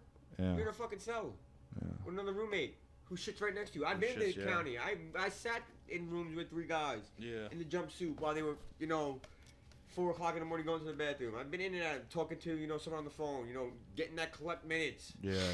Commissary, I had all that. Yeah, that shit's crazy, right? Oh, man, my allergies are killing me. Well, my brother Nick, we're going on almost 2 hours, bro. Yeah, it was good. Yeah, I man. liked it. Yeah, I man. enjoyed it, man. It was Listen, good. I want to thank you for course, telling your bro. story, for coming. If you want and more details and go into more depth, we should do definitely follow up. Yeah. Like, you can make, Yeah, listen. Yeah, man. Well, listen, it's something that, again, it's a stuff. PF. Wow, Check me on man, that's TikTok. great. Yeah. I don't have my own TikTok. Yeah. I make someone else things with me just being on it. But Nick, where can people follow you, help with the charity and all that? You gotta. You could look at my regular Instagram, which Okay. is NickyFresh201. If you want to follow my chapter, it is Bearded Villains, New York Upstate. Okay. And if you really want to do charity, do some cool stuff, we have we're on our way of working on our 501c3. It's called the New York Unicorn Squad. It's What you got on? It's The patch. me and my partners. I thought you were gonna say your butt buddies. I don't want to lie to you. I think it might have came out that way. That's debatable. It might have came out that way, but The Unicorn Squad. It yeah. all started where, like I said, the polar plunge. Yeah. He was doing stuff with unicorns. Her kid was doing stuff with unicorns for her birthday, and then we decided to. He's a type 1 diabetes, Okay. diabetic, so he partied a lot in his life. He his own struggles, and Right. then you had me with my struggles, so we came together as one and Yeah. decided to make this thing called the New York Unicorn Squad. And we do a lot of charity. I think our first big charity we did was for some kid that was in Canada, Ben. He wore his sister's pink jacket to school, and he was bullied. So Wow. me and my partner, we're loud and proud when it gets onto social media. We don't care. Yeah, we yeah, have to yeah, go to yeah. courts and be loud. We will do whatever. We Yeah. want to make what's our thing? Making change one smile at a time. Yeah. So like this kid, he got That's dope. bullied. We made a shirt. It's on our page. It's called the New York Unicorn Squad. It's on our IG page, and we made a shirt with the unicorn symbol in the middle of the shirt with a flag that has our upstate chapter flag, Mm-hmm. and then it has in the other flag the organization that we raised money for called out Stomp Out Bullying. Mm-hmm. We had a shirt made for this kid in pink. We raised over $1,000 for Stop Wow. Out Bullying organization, which we donated to them on Instagram, on live, so Yeah. to show people, and we put it in his name. Oh wow. So Okay. The donation was from Was us, from- but it was from him, in yeah. his name, Yeah, yeah, and stuff yeah, like yeah, that. yeah. So we did that. That's we did dope, a collab, man. We actually did a collab with our chapter, upstate, the New York Upstate chapter, and the Bearded Villains LA chapter of LA Originals chapter. They're like the first original chapter that started. Oh, the no the shit. president. Yeah. He came from there. We did a collab with them for type 1 diabetes. Right. If you check on our page, it's a cool ass. It's an insulin pump. Oh It has no wings shit. that is for the unicorn in Yeah. the middle of the up top. It has the show us the picture. Yeah, that's the passion. that The is passion sick. person, bro, is beautiful. Like you actually can see the gold. You have the unicorn. You have the chapter's wings. You have the original LA originals. The LA symbol, the actual organization, and we raised a good amount. We're not done yet. We're done with the collab. We're just we're finalizing like t-shirt prices, all that. Okay. The patches came in, so we're done Yeah. with that. They're already being mailed out. The shirts, we're just finding the right, because when you do all this work, Yeah. each thing that you put on a shirt costs money. Yeah. Yeah. Colors cost money. Yeah. What Yeah. kind of shirt you gonna do? Screen print, all that. It's a lot of shit Yeah. that goes behind. Yeah. it. Trust me. Even I mean, these and 8 those. months, me and my partner, 8 months for that charity, Wow. and it just ended maybe a couple weeks ago. Shit. Yeah, like with the patches, talking to the organization, Yeah. talking to the charity, getting their approval. Like you have to Yeah. talk to their board. Yeah. There's a Yeah. lot Yeah. of shit behind it, but we did that. And with my chapter, we just got back from Troy, New York this weekend. Yeah. We did over maybe close to 800 pounds of food and supplies for Wow. them. It was over $800 worth of Damn. stuff to the local SPCA up there that we did. It was Mohawk Mohawk Hudson Humane Society, and we did there, and we got to see the dogs and the cats and all that. Damn, and that's dope. We went in there with a lot. Like Yeah, man. We got to get that website just so people can donate. Or you guys have a website with yeah, links? we do. It's Yeah. it's IG, Instagram. It's New York Unicorn Squad, and then if you go on that page, there's a link to our Big Cartel. Yeah. Okay. We have shirts on there. Right now, there's not because we just finished. Like I said, we just finished doing a project. So right now, we're just sitting back, finishing other stuff that we have collabs with. Yeah. Which another thing that we did was there was a little girl. This is a pretty cool story. It was a little girl down in Florida. She had a I can't say the word. Spina bifida. She's 10 years old. Mm-hmm. She made the decision to get her legs amputated. Not her parents. Wow. Not no doctor, priest, grandparent, nothing. A 10-year-old girl made the decision to do it. We found that at the Unicorn Squad, and we just ran off with it. Hell yeah. We Hell yeah. Our first type of donation we made for them was over $1,200. We have a leather patch that we made that's gonna be auctioned off for this girl. So like we raised a decent amount of money just because we told the story and we wanted to make change. And this is the website. Right? This is actually, it's called New York Unicorn Squad Big Cartel, but the patch is sold out. But they have their own unicorn shirt. Oh, okay. Uh. Oh yeah. No, that was our regular shirt that we had. That was our first shirt that we came out with. A kid's T-shirt. Yeah. Yeah, which is the regular pink one. But the small one that I slapped on. Let me tell you, it was hard to breathe in that thing. I ain't gonna lie to you. Bro, that shit Small. was tight. I squeezed into a small, but goddamn, that shit was tight. Yeah, it was tight. Instagram. But it tells you who the owners are, what we do. That's this site. You can watch the videos on there. We do everything live. It talks about everything. All right, yeah. So it's New York Unicorn Squad, all one word. If you guys want to go ahead, it's a charity organization. If you guys want to go ahead and help out, the website's there. Just click the link in the bio and support, man. It's something dope. And you don't have to donate nothing. I mean, if you can't, if you want to do something and you need that push. Yeah. You need that help to, make people donate. Yeah. You reach out to us and we do all that. We don't take donations unless we're doing something where we. Well, I'm saying, if you have something going on. With the whole diabetes, if you know people that right now the sales shut down because, like I said, we're finalizing and we're getting ready to make that donation. But like our stuff that we do at the Unicorn Squad, it doesn't affiliate with BV. We do stuff with BV because BV has a big, following, and we're all here to make change, no matter what you are. And the Unicorn Squad, people love it. If you check our Instagram page, if you check people that tagged us, like hats, shirts, patches, they love. I'm talking about when we went to one of our events. Me and my partner, who was my co-captain of our chapter, when we went to our first event together, our Unicorn Squad probably picked up 3-4 collabs just at this event to do charity stuff, to do glow run walks, for bullying, all this. But I'm telling you, it's a second job, but what you get paid every week is the change that you do, the work that you put in and day out to get a charity going, to get because people don't know who. Like I said, you have a beard and tattoos. Man. Like, what are you? What trash bag are you? What bugger girl? They don't know your story. They don't know. Fat trash bag. They don't know the. I'm hefty. That was good. I'm hefty. I'm a glad. I'm a sexy. Like I'm like a tall glass of fine Chardonnay. Sparkling water, by the way. Sparkling water. Pick up. But we just like. That's what we do.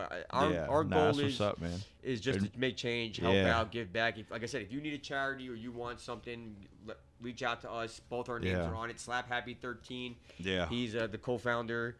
Our girls, Michelle Lee Claw, Erin Hawkins. There are 2 other people. That's our girls that are, they do most of the back work, all our writing, typing, and shit like that. Cause they do the smart work. Yeah, we don't do it. We can't even speak on the phone. You see how I stutter and stuff. I get all excited. I'm all over. I'm like a fucking time bomb, bro. I don't know how people want me around. Good. I guess I give that vibe of I'm just all over the place. And no, I am not on drugs. I'm just hyper like this. I don't know why. I just go. Just the break is goes. Oh, man. Ben sometimes like, hey, and he's like, hey, man, my main call. It's like 2 o'clock in the morning. She's sleeping, snoring. Hey, what's up? I don't know. Snoring. I had a piece of candy in my mouth. I twitch and shit. That's great, man. That's great. Man, I love life, man. I love doing and good it's things. a beautiful story, back. Man, to see where you were and what you've come from and where you're at now. Man. I'm happy to see it, man. I really am. Yeah, same, bro. I really am to see it, man. So, Brother Nick, thank you again, man. Love you. Brother. definitely do this again. Yes. And everybody, just check them out. Go ahead and once they get an organization, a charity going, go show some support, man. All right, this is your fat, ugly, bald host, and this is the Unicorn King. Yeah. I'm out of here, man. I'll see you guys. Thanks for listening. Have a good one.